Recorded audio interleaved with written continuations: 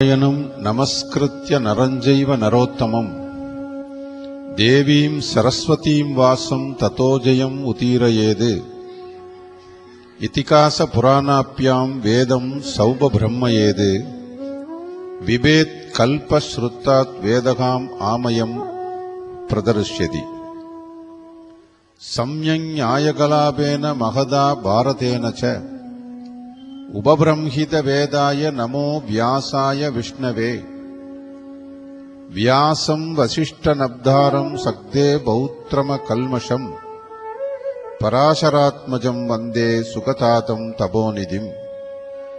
வியாசாய விஷ்ணுரூபாய வியாசரூபாய விஷ்ணவே நமோ வை பிரம்ம நிதயே வாசிஷ்டாய நமோ நமஹ.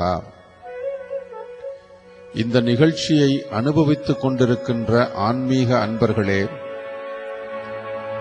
உங்கள் அனைவருக்கும் பரமக்குடி ஜோதிடர் KGB அறிவழகனின் இனிய வாழ்த்துக்கள். இந்திய திருநாட்டின் இரு கண்களாக பாவிக்கப்படும் இதிகாசங்களான ராமாயணம் மற்றும் மகாபாரதம் இவற்றிலிருந்து இன்றைய நடைமுறை வாழ்க்கைக்கு தேவையான கருத்துக்களை நமது முன்னோர்கள் நமக்காக, நமது நன்மைக்காக, நமது தேவைகளுக்காக நம்மீது அன்பு கொண்டு பரிவு கொண்டு இயற்றிய இதிகாசங்கள் புராணங்களிலிருந்தும் சில முத்துக்களை அனுபவிக்க உள்ளோம். நமது முன்னோர்கள் இதிகாசங்களை மட்டுமல்ல, புராணங்களை மட்டுமல்ல, உபனிஷத்துக்களையும் இயற்றியுள்ளார்கள். 4 வேதங்கள் என்று நாம் அறிந்தவை.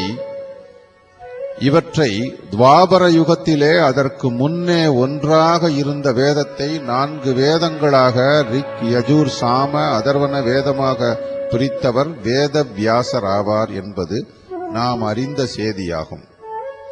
அதே வேத வியாசர் 5வது வேதமாக கருதப்படும் மகாபாரதத்தை இயற்றினார். 18 பர்வங்களோடு கூடிய 1,25,000 ஸ்லோகங்களையும் கொண்ட ஒரு இதிகாசமாகும்.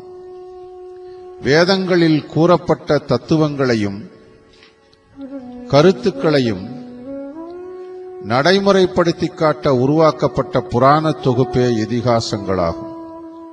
இதில் வரும் பாத்திரங்களை, வேதத்தில் சொல்லப்பட்ட அர்த்தங்களை வாழ்வியலில் வடித்து காட்டிய பாத்திரங்களாக இன்றைக்கும் திகழ்கின்றன என்றால் அது மிகையாகாது. உபனிஷத்துக்கள் அவை அமிர்தபிந்து உபனிஷத், பிருகத் ஆரண்யக உபனிஷத், சாந்தோக்கிய உபனிஷத், கோபாலதாபனி உபனிஷத், கௌஷீதகி உபனிஷத், மகா உபனிஷத், மாந்தூக்கிய உபனிஷத், முண்டக உபனிஷத், நாராயண உபனிஷத், பிரசூன உபனிஷத், புருஷபோதினி உபனிஷத், சுபல உபனிஷத், தைத்ரீய உபனிஷத், ஸ்வேதாஸ்வதா உபனிஷத், கத உபனிஷத், ஈசோ உபனிஷத், ஐத்ரேய உபனிஷத், கேனம் உபனிஷத். இவற்றை, இந்த உபனிஷத்துக்களையும் விளக்குவதற்காகவே பகவத்கீதையில் 18 அத்தியாயங்களாக சொல்லப்பட்டது என நாம் அறிந்து கொள்ளலாம். அதேபோல் நாரத புராணம், பிருஹன்னாரதீய புராணம், கூர்ம புராணம், மத்ச புராணம், வராக புராணம், விஷ்ணு புராணம், பத்ம புராணம், கருட புராணம், நரசிம்ஹ புராணம், சிவபுராணம், லிங்க புராணம், திருவிடையாளர் புராணம், கந்த புராணம், பிரம்ம புராணம், அக்னி புராணம், பிரம்மாவை வர்த்த புராணம், வாமன புராணம், பாகவத புராணம், பவிஷ்ய புராணம், மார்க்கண்டேய புராணம், பிரம்மாண்ட புராணம் ஆகிய இவற்றால் கடவுளின் அவதாரங்களின் நோக்கங்கள், வாழ்க்கை ஒழுக்கத்தின் அவசியம், மரணத்திற்கு பின் மனிதன் நிலை, சைவ வைஷ்ணவ நெறிமுறைகள் மற்றும் படைப்பின் ரகசியம் போன்றவை மிக எளிமையாக கதைகளின் வடிவிலும் தத்துவ விளக்கங்களின் வடிவிலும் மிக அழகாக நமது முன்னோர்களால் சொல்லப்பட்டுள்ளது.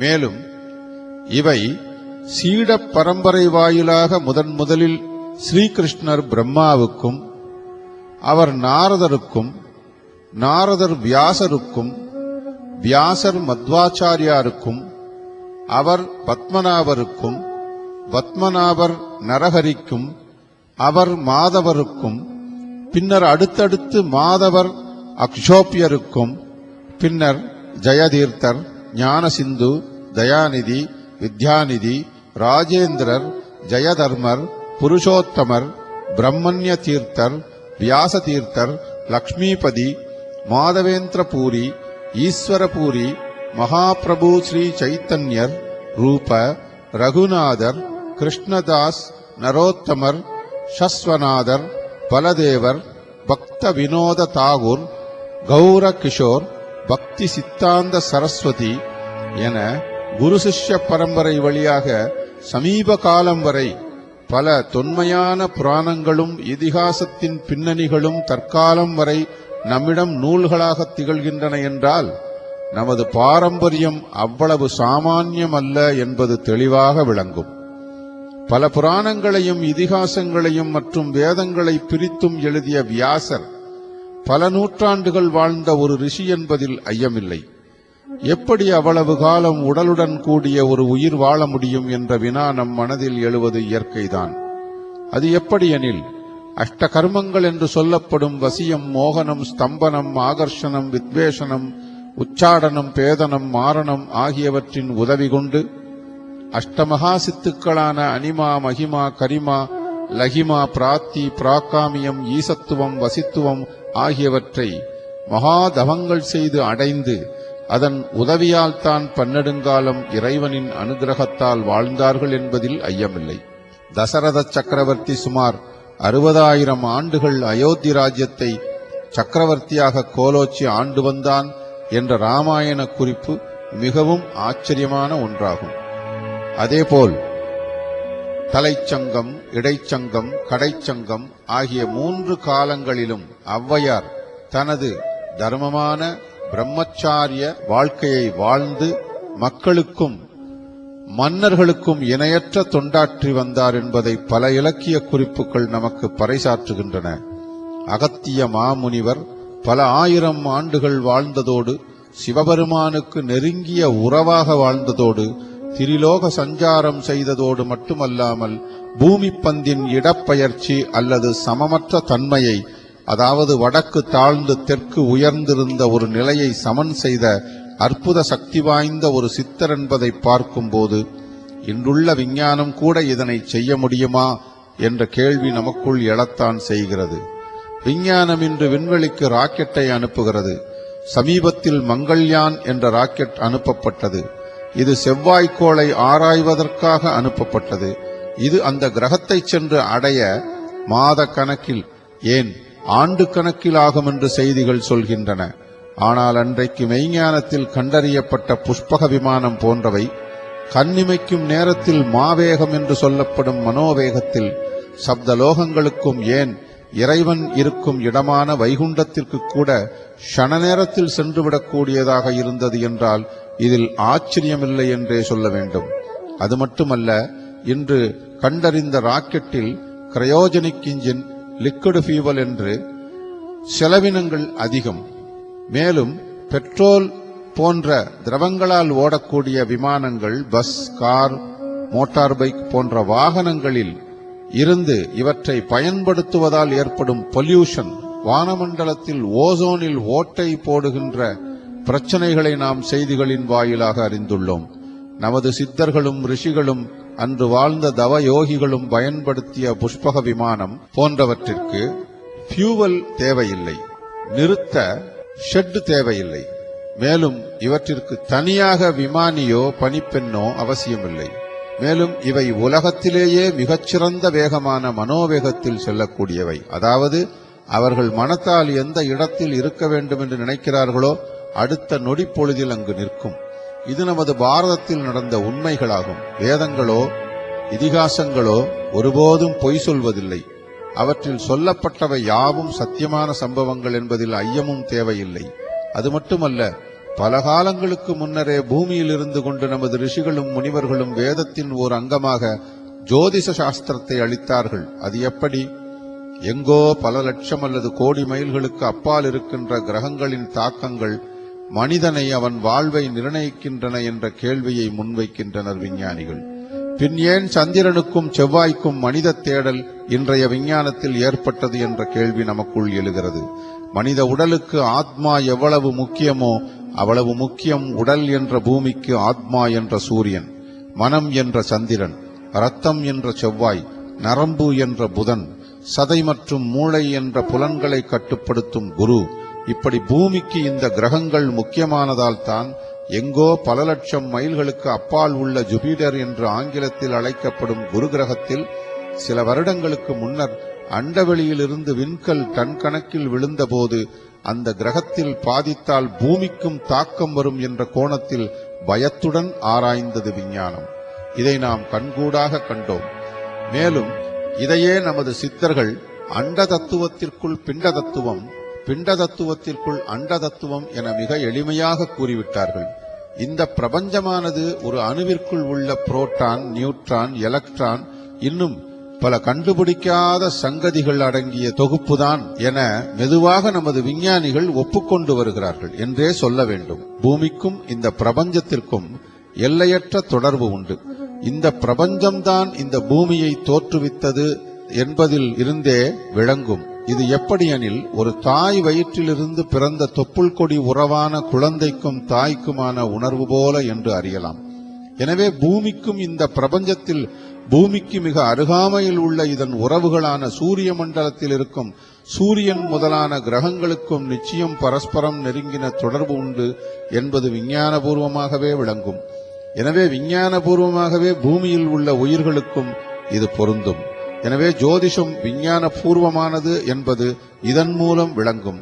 எனவேதான் மகாபாரதத்தில் மிகச்சிறந்த ஜோதிடத்தில் சிறப்பானவர் என்று பகவான் கிருஷ்ணரே வியக்கக்கூடிய நபராக சகாதேவன் என்ற கேரக்டரை வியாசர் நிறுத்தி இருந்தார்.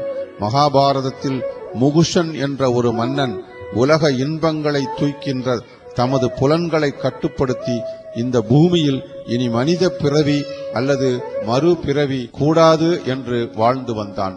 அப்போது அவனது மந்திரிமார்கள் அவனிடம், மன்னனே, நீர் இதுகாரும் உமது புண்ணியங்களை கொண்டு 100 அஸ்வமேத யாகங்களை செய்து அதன் பலனாக இந்திரன் பதவியை அடைந்தால் உங்களுக்கு மறுபிறவி இருக்காது என்று கூற, அந்த மன்னன் அதன்படி 100 அஸ்வமேத யாகங்களை சிறப்பாக செய்ததன் விளைவாக அகத்தியர் முதலான சப்தரிஷிகள் இந்திரலோகத்தில் இருந்து பல்லக்கோடு வந்திறங்கி மன்னன் முகுஷனை அழைத்து சென்றார்கள் என்று காண்கிறோம்.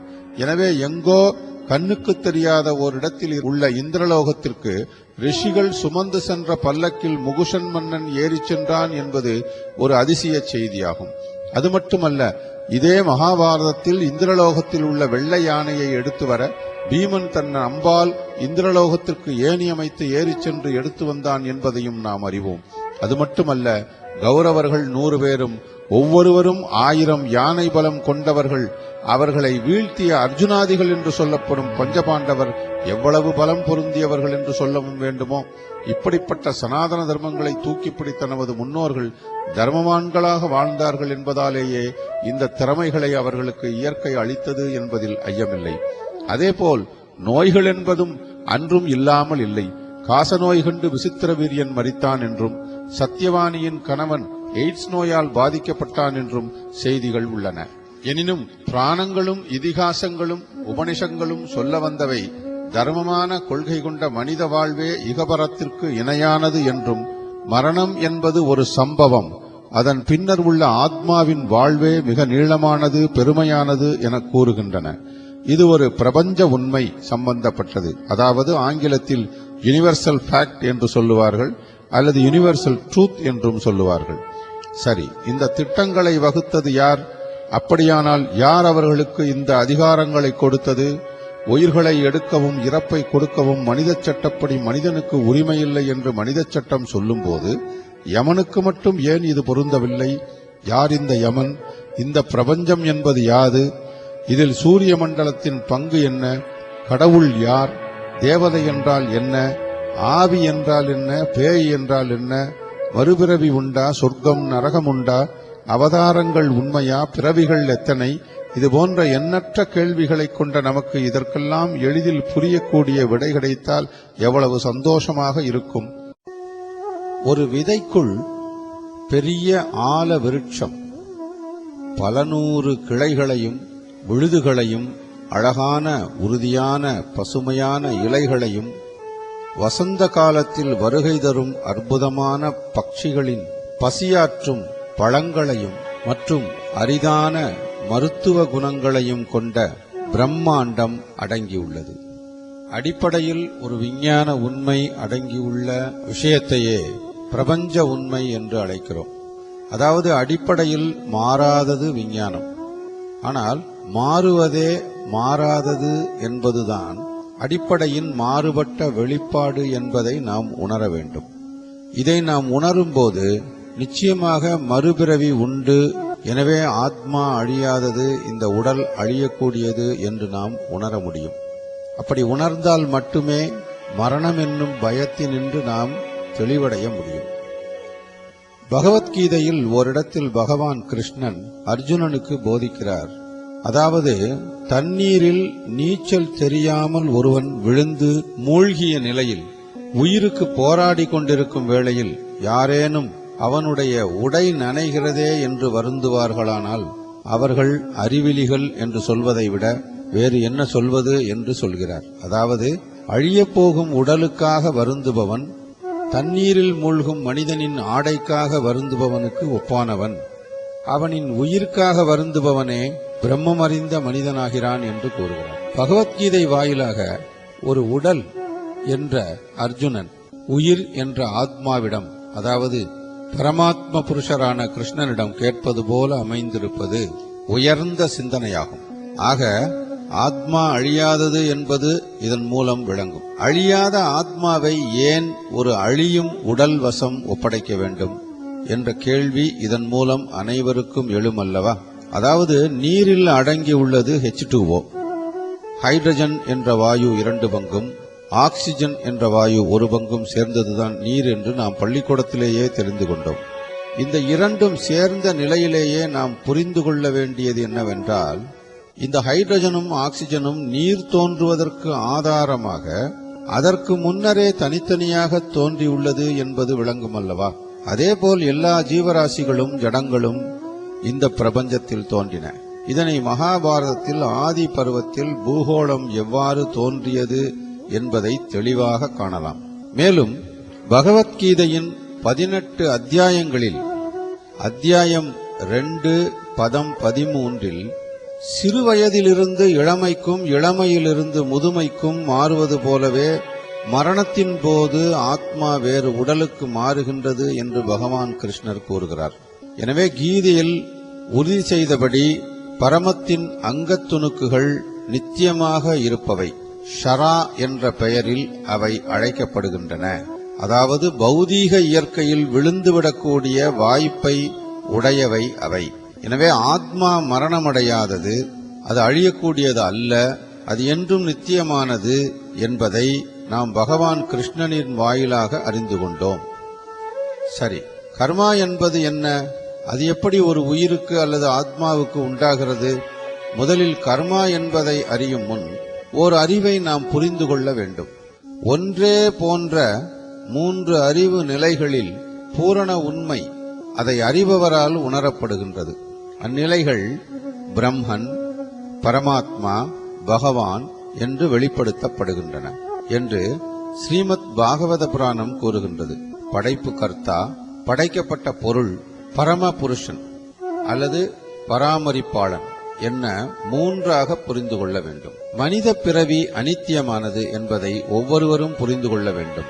அறியாமையின் மயக்கத்தின் கீழ் ஒவ்வொருவரும் உள்ளபடி உள்ள பொருளை, அதன் ரகசியத்தை புரிய முடிவதில்லை. தேள் சில சமயங்களில் அரிசி குவியல்களின் மீது முட்டையிடுகிறது. சில சமயங்களில் அரிசியிலிருந்து தேள் பிறந்ததாக கூறப்படுவதுண்டு. ஆனால் உண்மையில் தேளின் பிறவி காரணம் அரிசி அல்ல. உண்மையில் முட்டைகள் தாயால் இடப்பட்டன. அதேபோல உயிர்வாளிகளின் ஜடப்பிறப்புக்கு காரணம் ஜட இயற்கை அல்ல. அதுவும் முழுமுதற் கடவுளால் கர்ம வினைகளின் அடிப்படையில் விதைக்கப்படுகிறது என்பதை நாம் உணர வேண்டும். தனது முந்தைய செயல்களுக்கேற்ப அவன் இன்புறவோ அல்லது துன்புறவோ இயலும். இதுவே கர்மா என அழைக்கப்படுகிறது. கர்மா என்பது பாவச் செயல்களும் புண்ணிய செயல்களும் செய்ததற்கு உண்டான ஒரு பிறவி வெளிப்பாடாகும். பகவத்கீதையின் அத்தியாயம் 12 பதம் 33 நீர், மண், மலம் இன்னும் என்னவெல்லாம் இருக்கின்றதோ எல்லாவற்றிலும் காற்று புகுகின்றது. இருந்தும் இது எதனுடனும் கலப்பதில்லை. அதுபோலவே பல்வேறு விதமான உடல்களில் அமைந்திருந்தாலும் கூட ஆத்மா தனது நுண் இயற்கையால், அதாவது மைக்ரோ சயின்ஸ், அவற்றினின்றும் பிரிந்திருக்கிறது. எனவே இவ்வுடலுடன் ஆத்மா எவ்வாறு தொடர்புடன் இருக்கிறது, உடல் அழிந்த பிறகு அது எவ்வாறு வெளியேறுகிறது என்பதை நமது ஜடக்கண்களால் காண்பது அசாத்தியமே. எனவே விஞ்ஞானத்தால் யாருமே இதை ஆய்ந்து அறிய முடியாது. தற்காலத்தில் மனித சமத்துவம் பற்றி பேசப்படுகிறது. ஆனால் சுமார் 5000 ஆண்டுகளுக்கு முன்னரே மனச்சமத்துவம் கூறப்பட்டுள்ளது. ஜனங்கள், ஜாதிகளினிடையே ஆத்மாவை பற்றி அறிந்தவன், உண்மையான ஆன்மீக அறிவுடையவன் மனிதன் கூறுகின்ற உயர் ஜாதி, தாழ்ந்த ஜாதி என்பதை ஒப்புக்கொள்ள மாட்டான். அவனுடைய கண்ணோட்டத்தில் மனிதன், நாய், பசு, யானை இவை அனைத்தும் ஒன்றே ஆகும். காரணம், இவை அனைத்திலும் ஆன்மா காற்றைப் போல ஒளிந்துள்ளது. கரும வினைகளின் காரணமாக அவற்றின் காரண சரீரங்கள் தோற்றுவிக்கப்படுகின்றன. எனவே மனிதன், பசு, நாய், யானை போன்ற வேறுபட்ட பெயர் காரணங்கள் அந்த உயிர் வாழியான ஆத்மாவுக்கு ஏற்படுவதுவே கர்ம வினையாகும். பிறவிகள் 7 என கேள்விப்பட்டுள்ளோம் அல்லவா? இந்த பிறவிகள் 7ஐயும் வெல்வது, மறுபிறவி இல்லாமல் இறைவனில் இணைவது, அல்லது பிறவிகள் என்ற கர்ம வினையால் பிறப்பது, சொர்க்க நரகங்களில் அனுபவிப்பது எல்லாமே இயற்கையின் திட்டமிட்ட செயல் என்பதை நாம் தெளிவாக உணர வேண்டும். எந்த செயலும் செய்யாத ஒரு ஜட பொருள் எப்படி ஒரு காற்றாலோ அல்லது நீராலோ அல்லது நெருப்பாலோ அல்லது உயிர்களாலோ தூண்டப்பட்டு செயல்படுகிறதோ, அதுபோலத்தான் ஆத்மாவும் இயற்கையால் தூண்டப்பட்டு பிறவிகளை அடைகிறது. இந்த ரகசியங்களை அறிந்தவன் சித்திரகுப்தன் ஆவார். சித்திரகுப்தன் யமனுடைய சபையில் முக்கியமான அமைச்சர். அவர்தான் பூலோகத்தில் இருந்த உயிர்களின் கணக்கு விவரங்களை பராமரிப்பவர் என்று நமக்கு சுட்டிக்காட்டப்படுகிறார். உயிர்களை எடுக்கவும் அதன் மூலம் இறப்பை கொடுக்கவும் மனித சட்டப்படி மனிதனுக்கு உரிமை இல்லாத போது யமனுக்கு மட்டும் இந்த சட்டம் ஏன் பொருந்தவில்லை? யார் இந்த யமன்? அதாவது காலதேவதை, மிருத்யு தேவதை, தர்ம தேவதை என்று 3 தேவதைகளை அறிவோம். இதில் காலதேவதை ஒரு உயிர் இறக்கப் போகும் கால நேரத்தை சொல்வதாகும். மிருத்யு தேவதை அந்த கால நேரத்தில் அந்த உடலை விட்டு உயிரை பிரிப்பதாகும். தர்ம தேவதை என்பது உடலில் இருந்து எடுத்த அந்த உயிரை கர்ம வினைகளுக்கு ஏற்றாற்போல் சொர்க்கமோ நரகமோ மறுபிறவியோ இறைவனின் பாதமோ அடைய தீர்மானிக்கின்ற ஒரு தேவதையாகும். ஆக காலதேவதை, மிருத்யு தேவதை, தர்ம தேவதை இந்த 3ஐயும் அதனதன் வேலைகளை செய்ய தேவையான கணக்கு வழக்குகளை பார்ப்பவன் சித்திரகுப்தன். சித்திரம் என்றால் படம் என்பது நாம் அறிவோம். இந்த படம் போல அசையாத ஒரு ரகசியம் நிறைந்த இந்த பிரபஞ்சத்தின் ரகசியம் அறிந்தவன், அதாவது குப்தா என்றால் ரகசியம் என்று பொருள். இந்த பட ரகசியம் அறிந்தவரே சித்திரகுப்தன் ஆவார். சிலர் ஆத்மாவை அதிசயமானது போல பார்க்கின்றனர். சிலர் ஆத்மாவை அதிசயமானதாக வர்ணிக்கின்றனர். சிலர் அதிசயமாக கேட்பவராகவும் சிலர் கேட்ட பின்னும் ஆத்மாவை சற்றும் அறியாதவராகவும் இருக்கின்றனர். மிகப்பெரிய மிருகத்துக்குள்ளும் பெரிய ஆலமரத்துக்குள்ளும் நுண்கிருமிகளான கோடிக்கணக்கான 1 அங்குல அகலத்திற்குள் வாழும் உடல்களுக்குள்ளும் அணு ஆத்மா இருப்பதென்பது மிகவும் வினோதமான விஷயமாகும். இறந்துபட்ட உடலினின்று உலகை விட்டு வேறு உலகம் செல்லாத அல்லது செல்ல முடியாது அல்லல்படும் ஆத்மாக்களே ஆவிகள் எனப்படும்.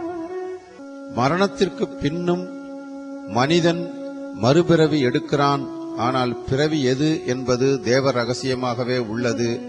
இதனை நிர்ணயிக்கும் உரிமை தர்ம தேவதைக்கு, அதாவது யமதர்மனுக்கு கொடுக்கப்பட்டுள்ளது. நரகங்கள் உள்ளன, சொர்க்கம் உள்ளது. இறந்தவுடன் இந்த உயிர் எங்கு செல்லும், அதன் செயல்பாடுகள் எப்படி இருக்கும் என்பதை கருட புராணம் விரிவாக எடுத்துரைக்கிறது. உலக படைப்பில் 84 லட்சம் மாறுபட்ட படைப்புகள் உள்ளன. இவற்றிற்கு யோனி பேதங்கள் என்று பெயர். இந்த 84 லட்சம் யோனி பேதங்கள் 4 பெரும் பிரிவுகளில் அடங்கிவிடுகின்றன. அவை அண்டஜசம், உற்பிசம், சராயுசம், ஸ்வேதசம் எனப்படும். அண்டசம் என்பது முட்டையிலிருந்து வெளிவரும் பறவைகள் போன்ற உயிரினங்களை குறிக்கும். இதுபோல முட்டையிலிருந்து தோன்றும் உயிரினங்கள் 21 லட்சம் ஆகும். உற்பிசம் என்பது பூமியில் தோன்றும் மரம், செடி, கொடி, புல், பூண்டு ஆகியவை சேர்த்து 21 லட்சம் ஆகும். சராயுசம் என்பது கருப்பையில் வளரும் மனிதனைப் போன்ற உயிரினங்களாகும். இவை 21 லட்சம் ஆகும். ஸ்வேதசம் என்பது வேர்வையில் உருவாகும் உயிரினங்களாகும். அதாவது கொசு போன்ற வியாதிகளை பரப்பும் உயிரினங்களாகும். இவையும் 21 லட்சங்களாகும். ஆக 84 லட்சம் உயிரினங்கள் இந்த பிரபஞ்சத்தில், இந்த சூரிய மண்டலத்தில், இந்த பூமியில் மட்டும் உள்ளன. இவை அனைத்திலும் மனித பிறவியே புண்ணியம் வாய்ந்த பிறவியாக கருதப்படுகிறது. காரணம், ஐம்புலன்களும் பகுத்தறிவும் இவனுக்கு மட்டும் கொடுக்கப்பட்டுள்ளது. அதேபோல இந்த பிரபஞ்சத்தில் பல உலகங்கள் உண்டு. சில உலக மக்கள் ஒரு காலை மட்டுமே உடையவர்களாயிருக்கிறார்கள். சில உலகங்களில் பல கால்கள், கைகளை உடையவர்களாக மனிதர்களே உள்ளனர். இதில் எந்த உலகத்தில் முனிவர்கள், யோகிகள், முன்னோர்களான பித்ருக்கள் ஆகியோர் துதித்து போற்றப்படுகிறார்களோ, எங்கே கருப்பு நிற மான்கள் வசிக்கிறதோ அந்த இடம் புனிதமும் புண்ணியமும் நிறைந்த பூமியாகும். அதுபோல் மனிதன் வாழும் உலகத்துக்கும் யமலோகத்துக்கும், அதாவது யமபுரிக்கும் இடையே உள்ள தூரம் 86,000 காத தூரமாகும். யமபுரிக்கு செல்லும் பாதை கரடுமுரடானது, துன்பம் நிறைந்தது. அந்த பாதையில் செல்லும் போது ஜீவன் படும் துன்பம் பற்றி சொல்லி மாளாது. மேலும் நரகங்கள் 84 லட்சம் உள்ளன. அவற்றில் 28 நரகங்கள் மிகவும் கொடுமையானவை. அந்த 28 நரகங்கள் தாமிஸ்ரம், அந்த தாமிஸ்ரம், ரௌரவம், மகாரௌரவம், கும்பீபாகம், காலசூத்திரம், அசிபத்ரம், பன்றிமுகம், அந்தகூபம், கிருமிபோஜனம், அக்னிகுண்டம், வஜ்ரகண்டகம், ஷான்மலி, வைத்தரணி, பூயோகம், பிராணயோகம், விசஸ்வம், லாலாபக்ஷம், சாரமேயாதனம், அவீசி, பரிபாதனம், ஷாரகர்த்தமம், ரசோகனம், சூலப்ரோகம், குந்தசூதகம், வடாரோகம், பர்யாவர்த்தனம், சுசீமுகம் ஆகியவையாகும். இந்த 28 நரகங்களும் மிக கொடுமையான தண்டனைகளை அளிப்பவை என்று மிக விளக்கமாக கருட புராணம் சொல்கிறது. கருடாழ்வார் மீது அமர்ந்து கிருஷ்ண பரமாத்மா லோக சஞ்சாரம் செய்யும் பொழுது கருடாழ்வார் மனிதனின் மரணத்திற்கு பின் உள்ள நிலை குறித்து தனது சந்தேகங்களை கிருஷ்ண பரமாத்மாவிடம் கேட்க, அதற்கு அவர் பதிலளிப்பதாகவும் அதுவே கருட புராணம் என்றும் விளக்கப்படுகிறது.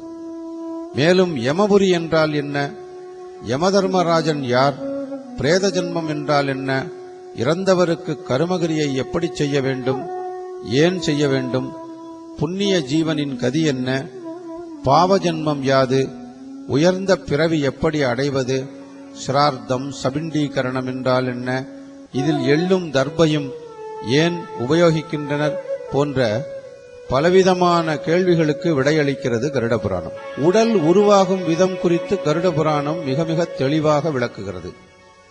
இந்திரனை பிடித்த பிரம்மஹத்தி தோஷம் விலகிய காலம் தொட்டு இந்திரன் பெண்ணிடம் சேர்ந்த தோஷம் மாதவிலக்காக அமைந்தது. அந்த 4 நாட்கள் ஆண்களை பெண்கள் விலகி இருக்க வேண்டும். 5ஆம் நாள் வீட்டு வேலைகளை செய்யலாம். 6ஆம் நாள் முதல் 18ஆம் நாள் வரை இரட்டைப்படை நாட்களில் கணவருடன் கூடி மகிழ்ந்தால் ஆண் குழந்தை உண்டாகும். 5ஆம் நாள் முதல் 8 நாட்களுக்குள் கர்ப்பம் தரிக்கும் காலமாகும். இக்காலத்தில் பெண்கள் இனிப்பு பதார்த்தங்களையே சாப்பிட வேண்டும். காரமான பொருட்களை தொடக்கூடாது. ஆண்கள் மிகவும் வாசனையான பொருட்களை தரித்துக் கொண்டு மங்கையருடன் சேர வேண்டும். அவ்வாறு சேரும்போது ஆணின் சுக்கிலமும் பெண்ணின் சுரோனிதமும் சேரும்போது பெண்ணின் வயிற்றில் கரு உண்டாகும். ஆணின் சுக்கிலம் அதிகமானால் ஆண் பிள்ளை பிறக்கும். பெண்ணின் சுரோனிதம் அதிகமாகிவிட்டால் பெண் பிள்ளை பிறக்கும். இரண்டும் சம அளவானால் குழந்தை அலியாக, அதாவது திருநங்கையாக பிறக்கும். ஆணும் பெண்ணும் சேர்ந்த 5ஆம் நாள் கர்ப்பம் தரித்தால் ஒரு குமிழி உண்டாகும். அது 14ஆம் நாளில் தசையுடன் சிறிது பெரிதாக காணப்படும். 20ஆம் நாளில் மேலும் சிறிதளவு தசை உண்டாகும். 25ஆம் நாளில் இது மேலும் வளர்ந்து 1 மாதம் முடிந்ததும் பஞ்சபூதங்களின் சேர்க்கை உண்டாகும். 2ஆம் மாதம் தோல் உண்டாகும். 3ஆம் மாதம் நரம்பு உண்டாகும். 4வது மாதம் ரோமமும் உடலின் வெளிப்புற வடிவமும் உண்டாகும். 5வது மாதம் காது, மூக்கு, மார்பு ஆகியவையும், 6வது மாதம் கழுத்து, தலையும், 7வது மாதம் பிறப்புறுப்பும், 8வது மாதம் எல்லா அவயங்களும் பூர்த்தியாகி ஜீவனும் உண்டாகும். 9வது மாதத்தில் ஜீவன் சுழுமுனை நாடியில் இருந்து கொண்டு தனக்கு ஏற்பட்டுள்ள புதிய பிறவியை நினைத்து வருந்தும். 10வது மாதத்தில் பிறக்கும். நாம் இந்த பாரத தேசத்தின் மிக புண்ணிய பூமியான சேது ராஜ்யத்தில் இருந்து கொண்டு இதன் முக்கியத்துவம் அறியாது வெறும் ஆட்டு மந்தைகள் போல் கூடி ஏதோ பிக்னிக் போல சென்று கடலில் மூழ்கி போலியான துக்கம் அனுஷ்டித்து, நானும் தை அமாவாசை அன்று எனது முன்னோர்களுக்கு பிண்ட பிராப்தி அளித்தேன் என்று சொல்வது நமது சனாதன தர்மங்களை அவமானப்படுத்துவது மட்டுமல்ல, உண்மையில் உங்களது முன்னோர்களுக்கு பசியாற்றும் வைபவமான சிரார்த்தம் திவசம் செய்யாமல் அவர்கள் ஆன்மா வைவஸ்வத பட்டினம் என்று வழங்கப்படும் யமபுரிக்குள் நுழையாமல் அவஸ்தைப்படும் பிரேத ஜன்மம் உண்டாகி உங்களை அல்லல் படுத்தும் என்பதை நீங்கள் நம்ப மறுக்கிறீர்களா?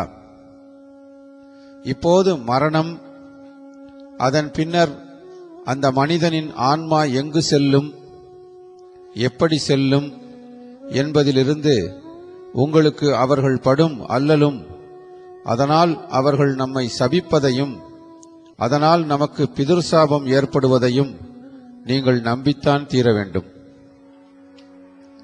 நமது நாட்டில் ஒரு பழமொழி உண்டு. மூத்தோர் சொல் முன்னே புடிக்கும் பின்னே இனிக்கும் நெல்லிக்கனி போன்றது. ஒரு நெல்லிக்கனியை நாம் சாப்பிடும்போது நமக்கு மிகவும் புளிப்பாக இருக்கும். ஆனால் சிறிது நேரம் கழித்து தண்ணீர் குடித்தால் அமிர்தமாக இனிக்கும். அதுபோலத்தான் பெரியோரின் வாக்கும். அவை என்றும் பொய்ப்பதில்லை.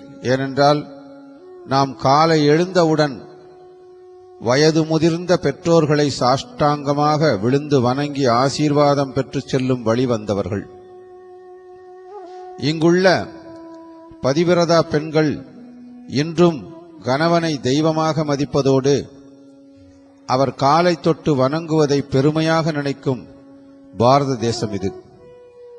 எனவே இனி நான் சொல்லப்போவது ஏதோ நான் சொன்ன விஷயமில்லை, நம் முன்னோர் சொன்ன விஷயங்கள். எனவே அவற்றை தயவு கூர்ந்து செவிமடுத்து பயன் பெறுவீர்கள் என்று நம்புகிறேன்.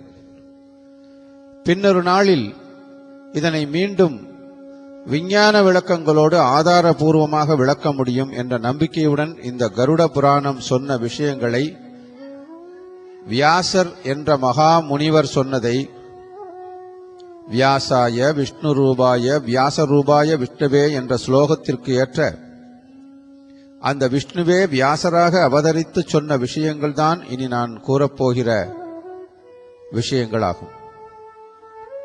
நமக்கும் மேலே ஒரு சக்தி இருக்கிறது.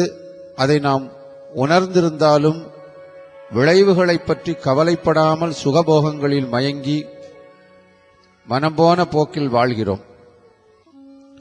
மனித வாழ்க்கையில் ஒவ்வொன்றுக்கும் ஒவ்வொரு எல்லை இருக்கிறது. இப்படித்தான் வாழ வேண்டும் என்கிற கட்டுப்பாடுகள் உள்ளன. அதன்படி மனிதர்களை வழிநடத்துவதற்காகவே அறநூல்களை நமது முன்னோர்கள் நமக்கு அளித்தார்கள் என்பதை நாம் நம்ப வேண்டும். நாம் அரசாங்கத்தின் சில கடுமையான சட்டதிட்டங்களுக்கு பயந்து நடக்கிறோம். ஆனால் இம்மைக்கும் மறுமைக்கும் நன்மை பயக்கும் ஆண்டவன் அருளிய அறிவுரைகளை கேட்டு நடப்பதில்லை. இறந்த பிறகு நடப்பதை பற்றி இப்போது நான் ஏன் கவலைப்பட வேண்டும்? சொர்க்கமாவது நரகமாவது என்று அலட்சியப்படுத்தி விடுகிறோம். துன்பம் வரும்போது, வியாதிகள் வரும்போதும், இனி உயிர் வாழமாட்டோம் என்ற நிலை வரும்போதும் தான் கடவுளின் நினைப்பு வருகிறது. காலம் கடந்து உணர்வதில் பயனில்லை. கருட புராணத்தில் பிறப்பு, இறப்பு, தானம், தர்மம், தவம், சடங்குகள், சொர்க்கம், நரகம், மறுபிறவி என்று மனித வாழ்க்கைக்கு தேவையான எல்லா விவரங்களும் சொல்லப்பட்டுள்ளது. எனவே நமது மனதை பக்குவப்படுத்திக் கொள்ளவாவது அல்லது உண்மை நிலையை உணரவாவது இது பற்றி நாம் அறிந்து கொள்வோம். நம்முடைய முன்னோர்கள் புலனடக்கம் வேண்டும், அது இறைவனை அடைய வழி என்கிறார்கள். மெய், வாய், கண், மூக்கு, காது, இதனை புலன் 5 என்கிறோம். இப்படி புலன்களால் வரும் இன்பமும் 5 வகைப்படும். இதுவே ஒரு மனிதனின் அழிவுக்கு முக்கிய காரணமாகும். விட்டில் பூச்சி மழை காலத்தில் எரியும் விளக்கை பார்த்து பழம் என்று நினைத்து அதன் அருகில் சென்று தப்பிக்க முடியாமல் தீயில் விழுந்து அழியும். இது பார்வையில் வரும் இன்பத்தால் வரும் துன்பம். மீன்கள் தண்ணீரில் போடப்படும் தூண்டில் புழுவுக்கு ஆசைப்பட்டு அதனை சாப்பிட எத்தனித்து போடப்படும் அந்த தூண்டிலில் இறுதியில் மாட்டி உயிரை மாய்த்துக் கொள்ளும். இது நுகர்தலால் வரும் இன்பத்தால் வரும் துன்பமாகும். பெண் யானையை ஆண் யானை இச்சை கொண்டு, அதாவது பெண் யானை மேல் ஆண் யானை இச்சை கொண்டு துரத்தி செல்லும் போது யானை பாகர்கள் வெட்டி வைத்த குழியில் விழுந்து மாட்டிக்கொள்ளும். இது ஸ்பரிச இன்பத்தால் வரும் துன்பமாகும். புல்லாங்குழலின் இசைக்கு மயங்கி ஆடாமல் அசையாமல் நிற்கும் புள்ளிமான் வேடனிடம் மாட்டிக்கொள்வது கேட்பதால் வரும் இன்பத்தால் வரும் துன்பமாகும். தேனை சுவைத்து கூட்டில் வைத்ததன் விளைவாக வேடர் நெருப்பால் தேன் கூட்டை சுட்டு தேனை எடுப்பதால் தேனீக்கள் துன்புறும். இது சுவைக்கும் ஆசையால் வந்த துன்பமாகும். எனவே ஒவ்வொரு உயிரும் கெடுவதற்கும் அழிவதற்கும் புலன்களே காரணமாகும். பார்க்கடலை கடைந்த போது அதில் அமுதமும் வந்தது, விஷமும் வந்தது. அமுதத்தை தேவர்களும் விஷத்தை இறைவனும் உண்டார்கள் என்று நாம் பிராணத்தின் மூலமாக அறிவோம். அதுபோல உலகில் நம் கண்ணுக்கு முன்னே புலன்களால் அறியும்படியாக அமிர்தமும் வைக்கப்பட்டுள்ளது, விஷமும் வைக்கப்பட்டுள்ளது என்று நாம் உணர வேண்டும். அவற்றில் எது சிறப்பு என நாம் தான் பகுத்து உணர்ந்து உண்ண வேண்டும் என்பதே சரியான படைப்பின் ரகசியமாக கருதப்படுகிறது. இது புண்ணிய காரியம், இது பாப காரியம், இதை செய்ய வேண்டும், இதை செய்யக்கூடாது என வேதங்களிலும் உபனிஷத்துக்களிலும் புராணங்களிலும் தத்துவங்களிலும் கதைகளாகவும் அன்போடு கூறியும் அதிகாரத்தோடு கூறியும் நரகத்தில் தண்டனை கொடுத்தும் மரணத்திற்கு பின் மனிதனின் நிலை இதுதான் என்று இறைவனே எடுத்து கூறியும் இது பல நெடுங்காலங்களாக பல ரிஷிகளும் முனிவர்களும் தத்துவ ஞானிகளும் அவதார புருஷர்களும் சொல்லி வந்தாலும் நான் முன்பே கூறியதைப் போல இறந்த பிறகு நடப்பதை பற்றி இப்போது நான் ஏன் கவலைப்பட வேண்டும் என்ற எண்ணம் மேலோங்கிய மனித ஜென்மமாகவே இன்றும் நாம் இருப்பது இறைவனே வருத்தம் கொள்ளும் ஒரு நிகழ்வாகும். அதனால் பயங்கரமான பூகம்பங்கள் தற்காலத்தில் ஏற்படுகின்றன. வரலாறு காணாத சுனாமி போன்ற நிகழ்வுகளால் பல லட்சம் உயிர்கள் அழிந்த சம்பவங்கள் ஏற்படுகின்றன. அதாவது இறைவனே வருத்தம் கொண்டு தெரிவித்தும் கூட நாம் செவிமடக்காததன் விளைவு இப்படி நடக்கின்றது. இருப்பினும் இன்னும் மனிதன் மேலும் மேலும் தவறு செய்வதும் படுபாவச் செயல்களில் ஈடுபடுவதும் தர்மமற்ற ஒழுக்கமற்ற செயல்களில் ஈடுபடுவதும் தான் நடந்து கொண்டிருக்கிறது. மேலும் குளோனிங் போன்ற முறைகளில் புது புது உயிர்களை இயற்கைக்கே போட்டியாக உண்டு பண்ணி அதனால் புது புது நரகங்களையும் யமபுரியில் மனிதன் ஏற்படுத்தி கொண்டிருக்கிறான் என்பதில் ஐயமில்லை. இதை பகவான் கிருஷ்ணரே கலியுகத்தில் இப்படித்தான் நிகழும் என்பதை 5000 வருடங்களுக்கு முன்னரே அர்ஜுனனுக்கு கூறியுள்ளார் என்றால் அது மிகையாகாது. மரணத்துக்கு பிறகும் உயிருக்கு உருவம் இருக்கிறது என்றும் உயிரோடு இருந்த காலத்தில் இருந்த உருவமே அதற்கு ஏற்படுகிறது என்றும் அதற்கும் உயிர் உள்ளவர்களைப் போலவே ஆசை, நிராசை, விருப்பு, வெறுப்பு, மகிழ்ச்சி, துக்கம், ஆத்திரம், அமைதி, நல்லது செய்ய வேண்டும், பழி தீர்க்க வேண்டும் என்பன போன்ற குணங்கள் உள்ளன என்றும் கண்டுபிடித்திருக்கிறார்கள். ஆத்மாவானது சத்வகுணம் மேலோங்கிய போது மரணமடைந்தால் அது அறிவில் சிறந்தவர்களது உயர்ந்த உலகத்தை அடைகிறது. ரஜோகுணம் மேலோங்கிய நிலையில் மரணத்தை எய்தினால் அது அறிவற்றவர்களிடையே பிறக்கிறது. சித்தர்கள் உயிர் என்றும் அழியாதது, உடலை விட்ட பின்னும் அதன் வாழ்வு தொடர்கிறது என்று கூறியுள்ளனர். உடல் இறந்த பிறகு எரிக்கப்படுகிறது.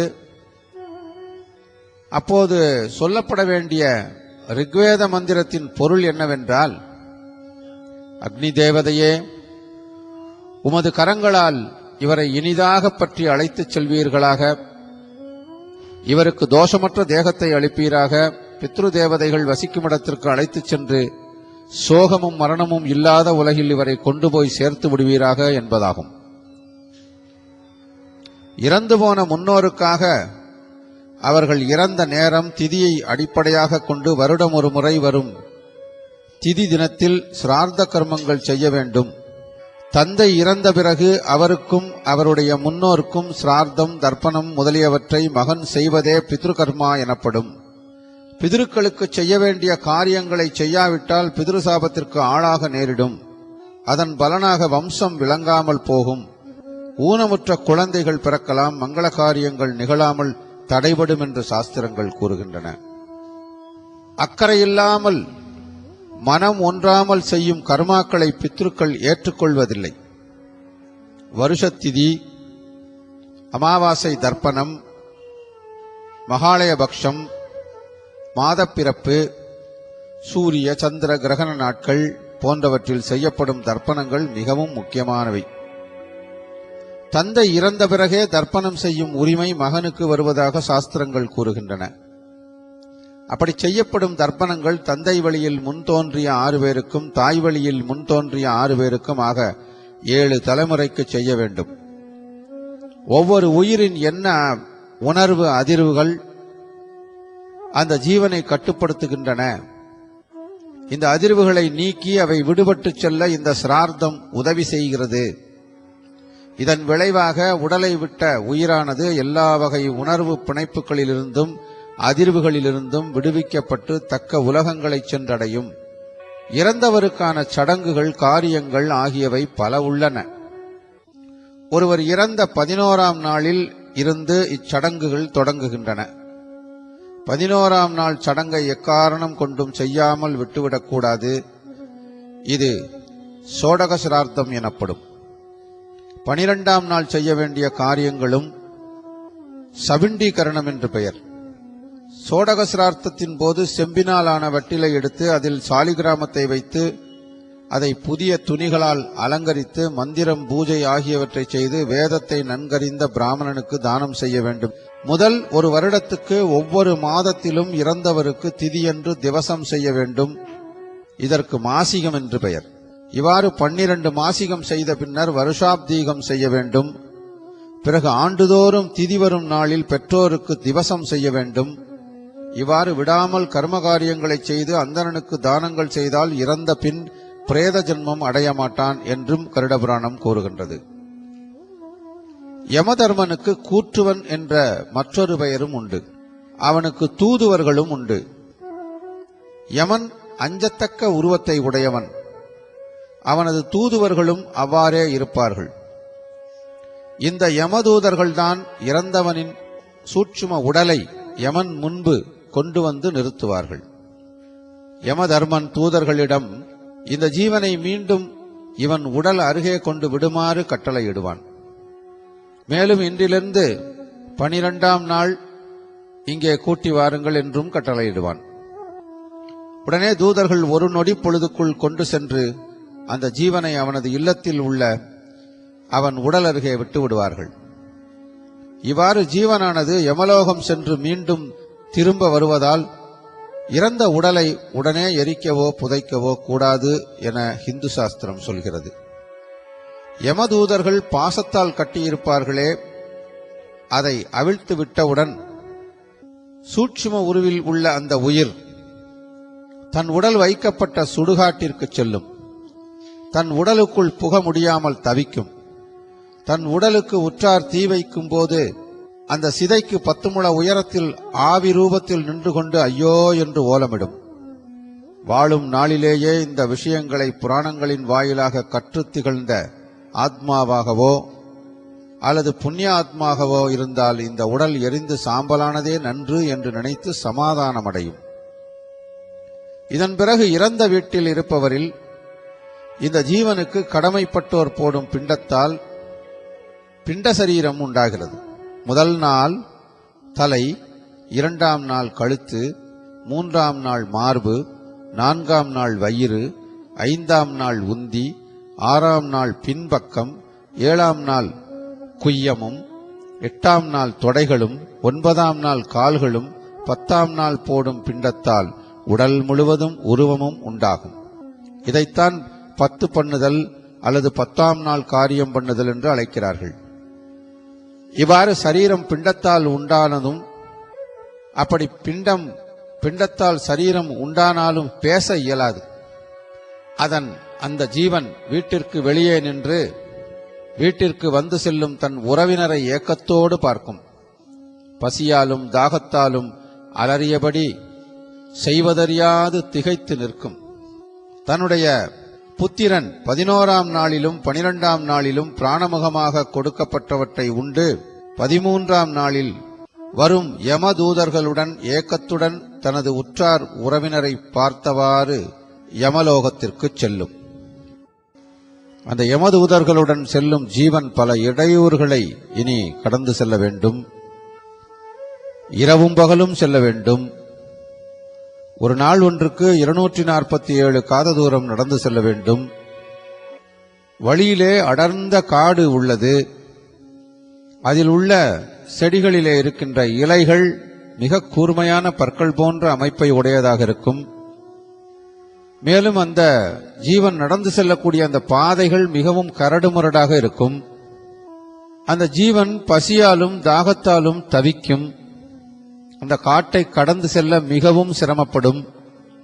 அப்படிப்பட்ட ஒரு சூழ்நிலையில் தனது பூலோகத்தில் இருக்கின்ற தனது சுற்றத்தாரையும் கடந்த காலத்தையும் நினைத்து பார்க்கும். தனக்கு உதவ இங்கு யாரும் வரமாட்டார்கள் என்பதை உணர்ந்து கொள்ளும். பூமியைத் தவிர வேறு உலகம் உள்ளதென்பதையும் உணர்ந்து கொள்ளும். தன் நிலையை நினைத்து பலவாறு புலம்பும். ஐயோ, வாழும் காலத்திலே நான் யாருக்கும் எந்த தானமும் செய்யவில்லையே, பிறரை ஏமாற்றி சொத்து சேர்த்தேனே, இப்போது அவை எதுவும் என் கூட வரவில்லையே, என்னை விட பெரியோரை படித்தேனே, உறவுகளை அவமதித்தேனே, தானம் எதையும் செய்யவில்லையே, பிராணங்களையும் இதிகாசங்களையும் அவமதித்தேனே, இறைவன் இருப்பதை மறுத்தேனே, மறந்தேனே, நல்ல செயல் என்று எதையும் நான் செய்யவில்லையே என்று மிகவும் அரற்றி புலம்பும். தாகமென்று தவித்து வந்தவர்களுக்கு தண்ணீர் கூட தரவில்லையே, இப்போது இந்த யமதூதர்கள் என்னை அடிக்கிறார்களே, துன்புறுத்துகிறார்களே என்று அந்த ஜீவன் மேலும் புலம்பும். அந்த ஜீவனது ஒவ்வொரு கூக்குரலுக்கும் யமதூதர்கள் துன்புறுத்துவார்கள்.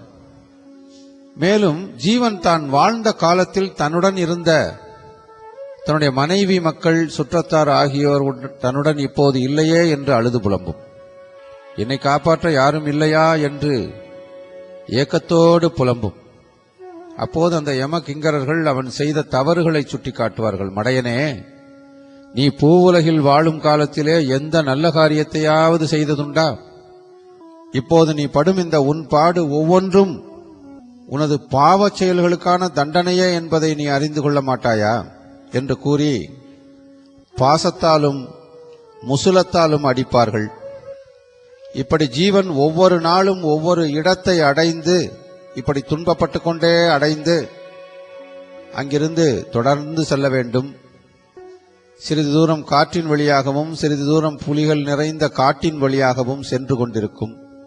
அதே நேரத்திலே இந்த பூமியிலே அந்த ஜீவன் யாருக்கு சொந்தமானதோ அவருக்கு வாரிசு இங்கிருந்தபடி ஒவ்வொரு மாதமும் அந்த இறந்த நாளிலிருந்து ஒவ்வொரு மாதமும் இந்த மாதங்களுக்கு உண்டான சிரார்த்தம், அவருடைய வாரிசு செய்யக்கூடிய அந்த சிரார்த்தத்திற்கு மாசிகம் என்று பெயர்.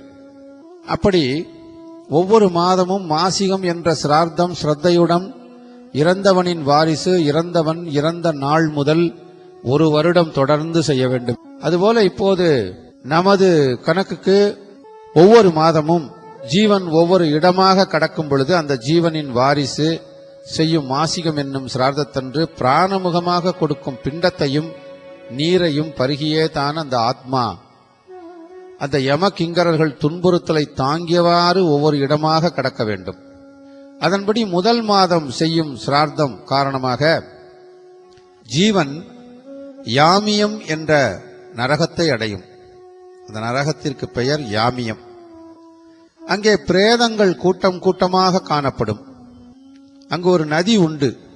அதன் பெயர் புண்ணிய பத்திரை. வடவிருட்சம் என்ற மரமும் உண்டு.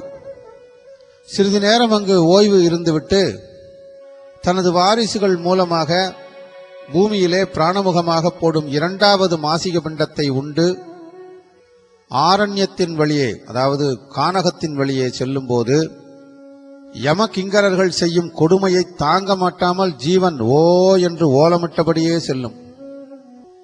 அதன் மூன்றாம் மாசிக பிண்டத்தை புசித்துவிட்டு சௌரி என்ற நரகத்தை அடைந்து அங்கிருந்து செல்லும் வழியில் கடுமையான குளிரால் ஜீவன் வருந்தும்.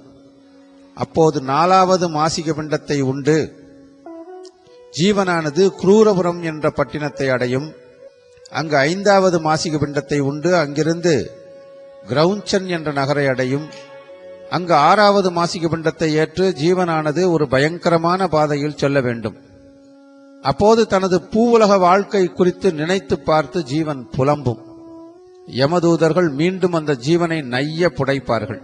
இவ்வாறு தொடர்ந்து செல்லும் போது அஞ்சத்தக்க பயங்கர உருவம் கொண்ட 10,000 படகோட்டிகள் அதன் முன் ஓடி வந்து கண்களில் கனல் தெறிக்க அந்த ஜீவனை பார்த்து, ஜீவனே, நீ கோதானம் என்ற பசுதானம் செய்திருக்கிறாயா?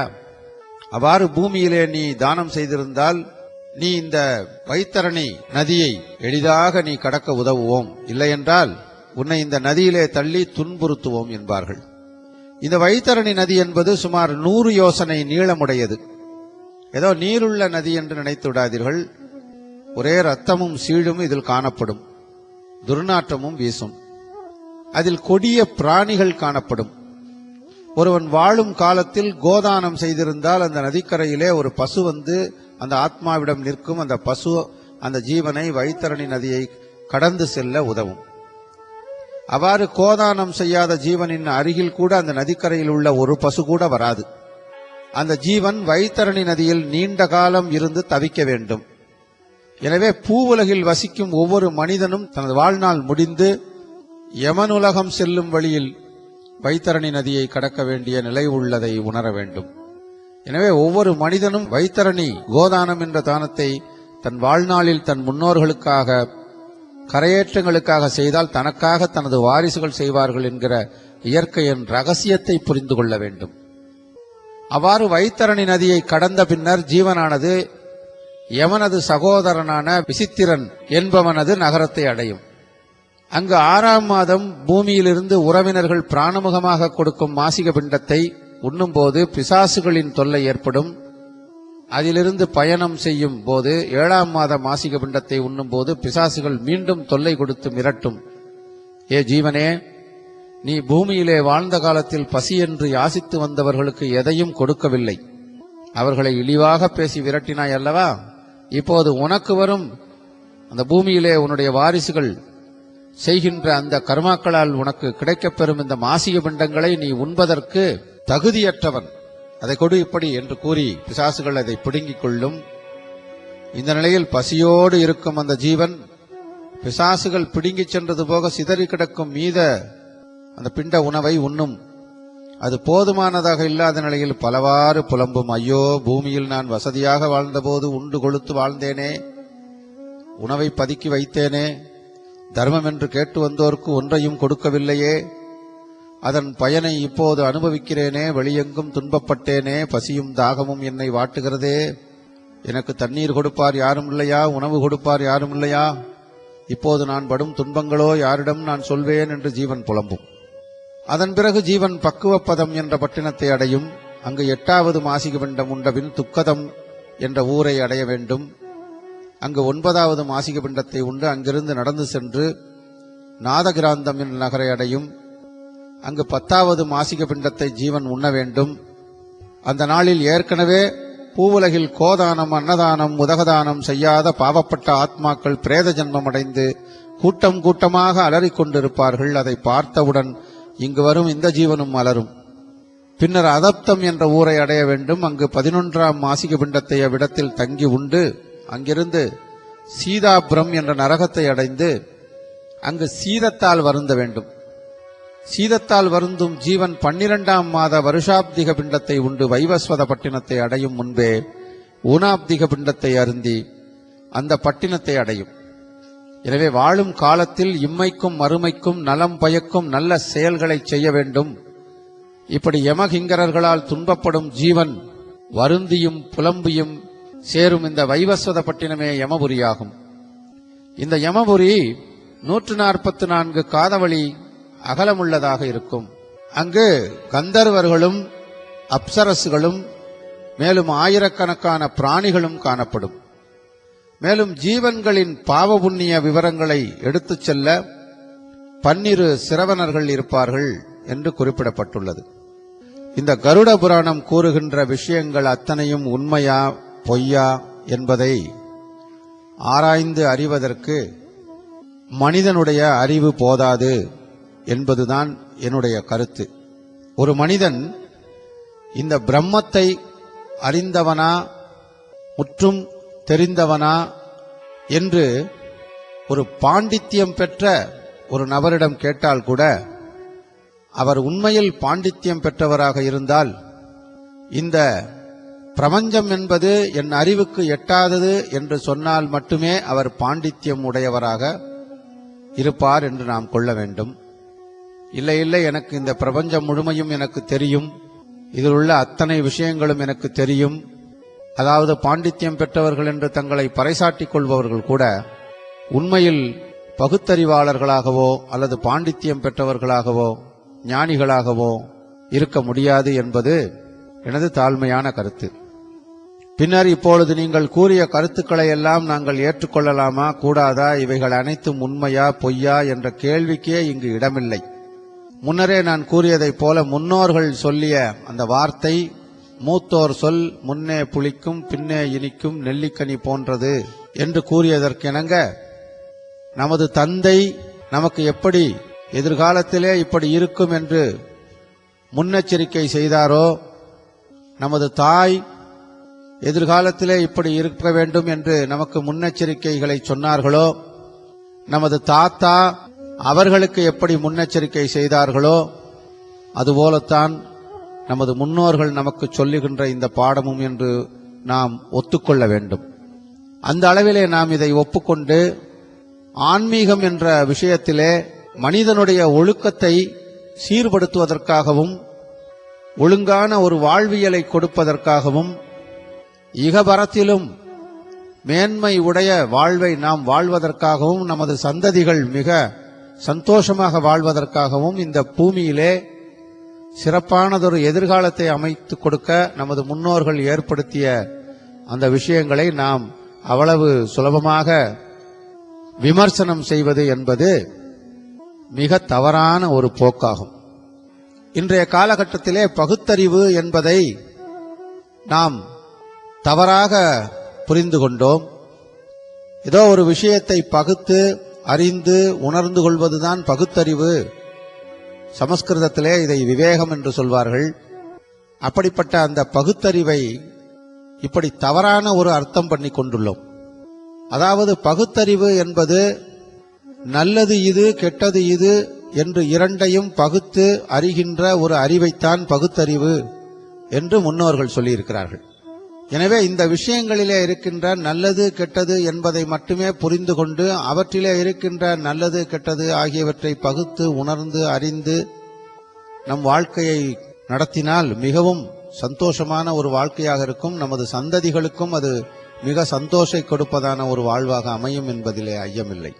இன்றைக்கு ஆன்மீகம் மிகவும் தழைத்தோங்கி இருக்கின்றது. எத்தனையோ கோடிக்கணக்கான ஆண்டுகளை இந்த உலகம் கண்டுகொண்டு வந்திருக்கிறது. நம்மை போன்ற கோடிக்கணக்கான ஜீவராசிகளையும் இந்த உலகம் கண்டுகொண்டு வந்திருக்கிறது. இந்த உலகம் பார்க்காத ஒரு விஷயம் இருக்கும் என்று நமக்கு தோன்றவில்லை. காரணம், நேற்றும் நான் இருந்தேன், இன்றும் நான் இருக்கிறேன், நாளையும் நான் இருப்பேன் என்று பகவத்கீதையிலே பரமாத்மா சொல்வதற்கிணங்க அந்த பகவத்கீதையின் சாராம்சமான ஒரு குறிப்பை ஆங்காங்கே நீங்கள் கண்டிருப்பீர்கள். எது நடந்ததோ அது நன்றாகவே நடந்தது. எது நடக்கிறதோ அதுவும் நன்றாகவே நடக்கிறது. எது நடக்க இருக்கிறதோ அதுவும் நன்றாகவே நடக்கும். இந்த 3 வரிகளை பகுத்தறிவால் உணர்வதெப்படி என்பதை நாம் காணலாம். எது நடந்ததோ அது நன்றாகவே நடந்தது என்று நேற்று நடந்த ஒரு விஷயத்தை, அதாவது பாஸ்ட் டென்ஸ்ல நடந்த ஒரு விஷயத்தை பற்றி பகவான் கிருஷ்ணர் அர்ஜுனனிடம் சொல்லுவதாக இந்த வார்த்தை சொல்லப்பட்டிருக்கிற இந்த வரி, எது நடந்ததோ அது நன்றாகவே நடந்தது.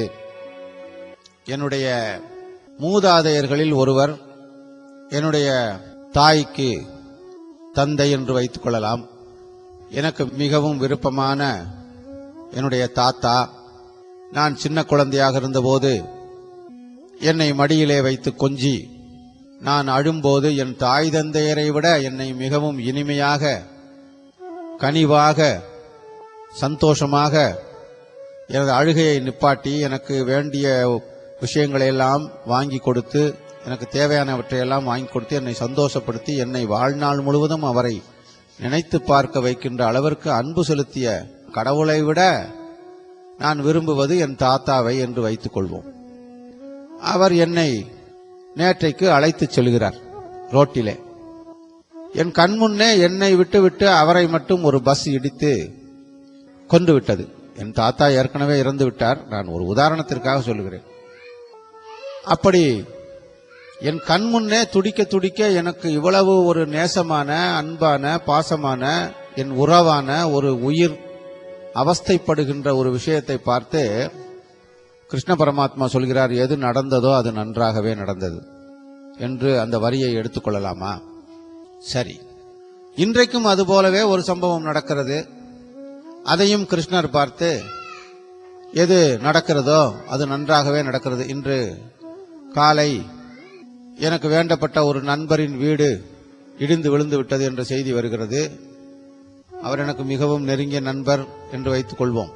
அதுவும் உண்மை அல்ல, நான் ஒரு உதாரணத்திற்காக சொல்லுகிறேன். அல்லது இன்று நான் காலையிலே, இன்றைக்கு நடந்து போகும்போது என் காலிலே ஒரு பைக் ஏறிவிட்டது, கால் எலும்பு ஒடிந்து விட்டது. உடனே கிருஷ்ணர் பார்த்து, எது நடக்கிறதோ அது மிகவும் நன்றாகவே நடக்கிறது. இப்போது நாளை நான் என்றோ ஒரு நாள் சாகத்தான் போகிறேன், இறக்கத்தான் போகிறேன். அதனையும் கிருஷ்ணர் பார்த்து, நீ சாக போகிறாய், எனவே எது நடக்க இருக்கிறதோ அதுவும் நன்றாகவே நடக்கும். இந்த 3மே எனக்கு பிடிக்காத விஷயங்கள் அல்லவா? என்ன இவர் கடவுளாக இருந்து கொண்டு இப்படி ஒரு தத்துவத்தை சொல்லி இருக்கிறாரே என்று நாம் நினைத்துக் கொள்ளலாமா? அப்படி என்றால் அந்த வரிகளிலே உள்ளார்ந்த அர்த்தம் என்ன? அங்கேதான் பகவத்கீதையிலே சொல்லப்பட்ட விஷயங்கள் ஒவ்வொன்றும் ஒவ்வொரு வரியிலும் பகுத்து உணரக்கூடிய, எது சரி எது தவறு என்று பகுத்து உணரக்கூடிய அந்த விவேகம் உள்ளவர்களினுடைய அந்த அறிவு செயல்படுகிறது என்றால், அதை எழுதியவர்களுடைய அறிவு எப்படிப்பட்டதாக இருக்கும்? பகவானே வியாசராகவே வந்து பிறந்தார் என்று சொல்லப்பட்டிருக்கிறது. அவர் எழுதிய அந்த கீதை, அவர் எழுதிய அந்த மகாபாரதத்திலே அந்த கீதை என்ற அந்த பகுதி, பகவத்கீதை என்ற பகுதி, ஒரு போர்க்களத்திலே சண்டை செய்ய சொல்லி ஒருவனுக்கு, நீ செய்யக்கூடிய விஷயம் நல்லவை, எதிர்த்தாப்புல இருக்கிறவங்களெல்லாம் கொல்லு, அவன் உங்க அப்பாவா இருந்தாலும் சரி, தாத்தாவா இருந்தாலும் சரி, பாட்டனா இருந்தாலும் சரி, மாமனா இருந்தாலும் சரி, மச்சனா இருந்தாலும் சரி, ஏன் குருவாவே இருந்தாலும் சரி, கொல்லு, அதை பத்தி தப்பு இல்லை என்று கூறுகின்ற வகையிலே அந்த பகவத்கீதை அமைந்திருக்கிறது. என்றால் அந்த பகவத்கீதையினுடைய அந்த செயல்பாடுகளும் இப்பொழுது நான் சொன்ன அந்த பகவானே நேரடியாக சொன்ன அந்த 3 வார்த்தைகளும் பொருந்தும். அதே போலத்தான் அந்த வார்த்தைகளையும் சொல்லியிருக்கிறார். எது நடந்ததோ அது நன்றாகவே நடந்தது, எது நடக்கிறதோ அது நன்றாகவே நடக்கிறது, எது நடக்க இருக்கிறதோ அதுவும் நன்றாகவே நடக்கும். நாளை இந்த உலகம் அழியும், ஆம் நன்றாகவே நடக்கும். நேற்று சுனாமி வந்தது, ஆம் நன்றாகவே வந்தது. இப்படி ஒவ்வொரு விஷயத்தையும் அவர் சொல்லும் பொழுது அதில் ஆழமாக நாம் பகுத்து உணர வேண்டும் என்பதுதான் பகுத்தறிவாக நமக்கு கொடுக்க, 6வது அறிவை நமக்கு ஆண்டவன் கொடுத்தது. எது நன்மை, எது தீமை, எது சரி, எது தவறு என்று புரிந்து கொள்வதற்காக கொடுக்கப்பட்ட அறிவு. அதை கொடுத்தவரே ஆண்டவன் தான், அவரே இல்லை என்று நாம் நம்முடைய பகுத்தறிவால் கண்டுபிடிக்க முயல்கிறோம் என்றால் இதைவிட ஒரு கேவலமான ஒரு விஷயம் என்ன என்று நாம் புரிந்து கொள்ள வேண்டும்.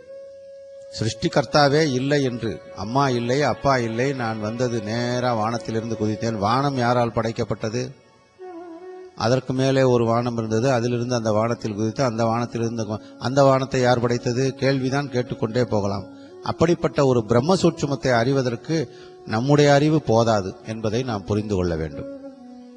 இப்போது அந்த வார்த்தையின் விஷயத்திற்கு வருகிறேன். அதாவது விதி என்ற ஒரு அமைப்பை இறைவன் உருவாக்கி இருக்கிறார். இந்த பிரபஞ்சத்திலே, இந்த பூமியிலே இந்த உயிர்களுக்கான ஒரு விதியை உருவாக்கி இருக்கிறார். நேற்று நடந்த ஒரு சம்பவத்திற்கான விதி நான் எழுதி வைத்தபடி மிக நன்றாகவே நடந்தது என்பதுதான் இந்த வார்த்தையினுடைய பொருள். இன்று நான் எழுதி வைத்திருக்கின்ற விதியின்படி நடக்கின்றது, அதுவும் மிகச் சரியாகவே நடக்கின்றது என்பதுதான் அடுத்த வார்த்தையினுடைய விளக்கம்.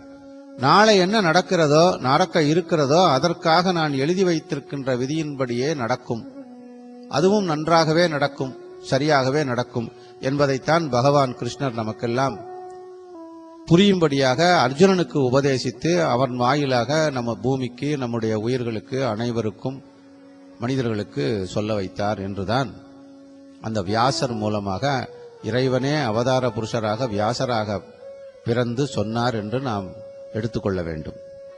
எனவே இந்த கருட புராணமோ அல்லது இன்னும் 18 புராணங்களில் சொல்லப்பட்டிருக்கின்ற விஷயங்களோ வெறும் கற்பனை கதையாக இருந்தாலும் கூட, அல்லது கற்பனைக்கும் கூட எட்டாத விஷயங்களாக இருக்கின்றன. இதற்றை 1% கூட இதில் உண்மை இருப்பதாக அறிவுபூர்வமாகவோ விஞ்ஞான பூர்வமாகவோ நீங்கள் ஏற்றுக்கொள்ள முடியாது என்ற ஒரு கட்டம் வந்தால் கூட, ஃபூல் ப்ரூஃப் மெத்தட் என்று சொல்வார்களே, கண்மூடித்தனமான ஒரு நம்பிக்கை, அப்படித்தான் ஆன்மீகத்தை வைத்துக் கொள்ள வேண்டும். ஒரு குழந்தை தன் தந்தை, தாய் அல்லது தன் உற்றார் உறவினர் இறக்கவே மாட்டார்கள் என்று எப்படி நம்பிக்கொண்டிருக்கிறதோ, நானும் இறக்கவே மாட்டேன் என்று எப்படி நம்பிக்கொண்டிருக்கின்றதோ, ஆனால் ஒரு நாள் இந்த இரண்டும் நிகழ்கின்றது என்பதை நம்பும் பொழுது, அப்பொழுதுதான் அந்த ஜீவன் நம்புகிறது. அதுவரை நம்பாத விஷயங்கள், நடக்கக்கூடாத விஷயங்கள் என்று நம்புவது தவறானது. எனவே நடக்கலாம் என்று சொல்வதை விட நடக்கும் என்று நம்புவதே மேல். அந்த நம்பிக்கைதான் வாழ்க்கை. பொதுவாக மனிதன் எப்போதுமே மகிழ்ச்சி மற்றும் சந்தோஷத்தையே விரும்புவன்.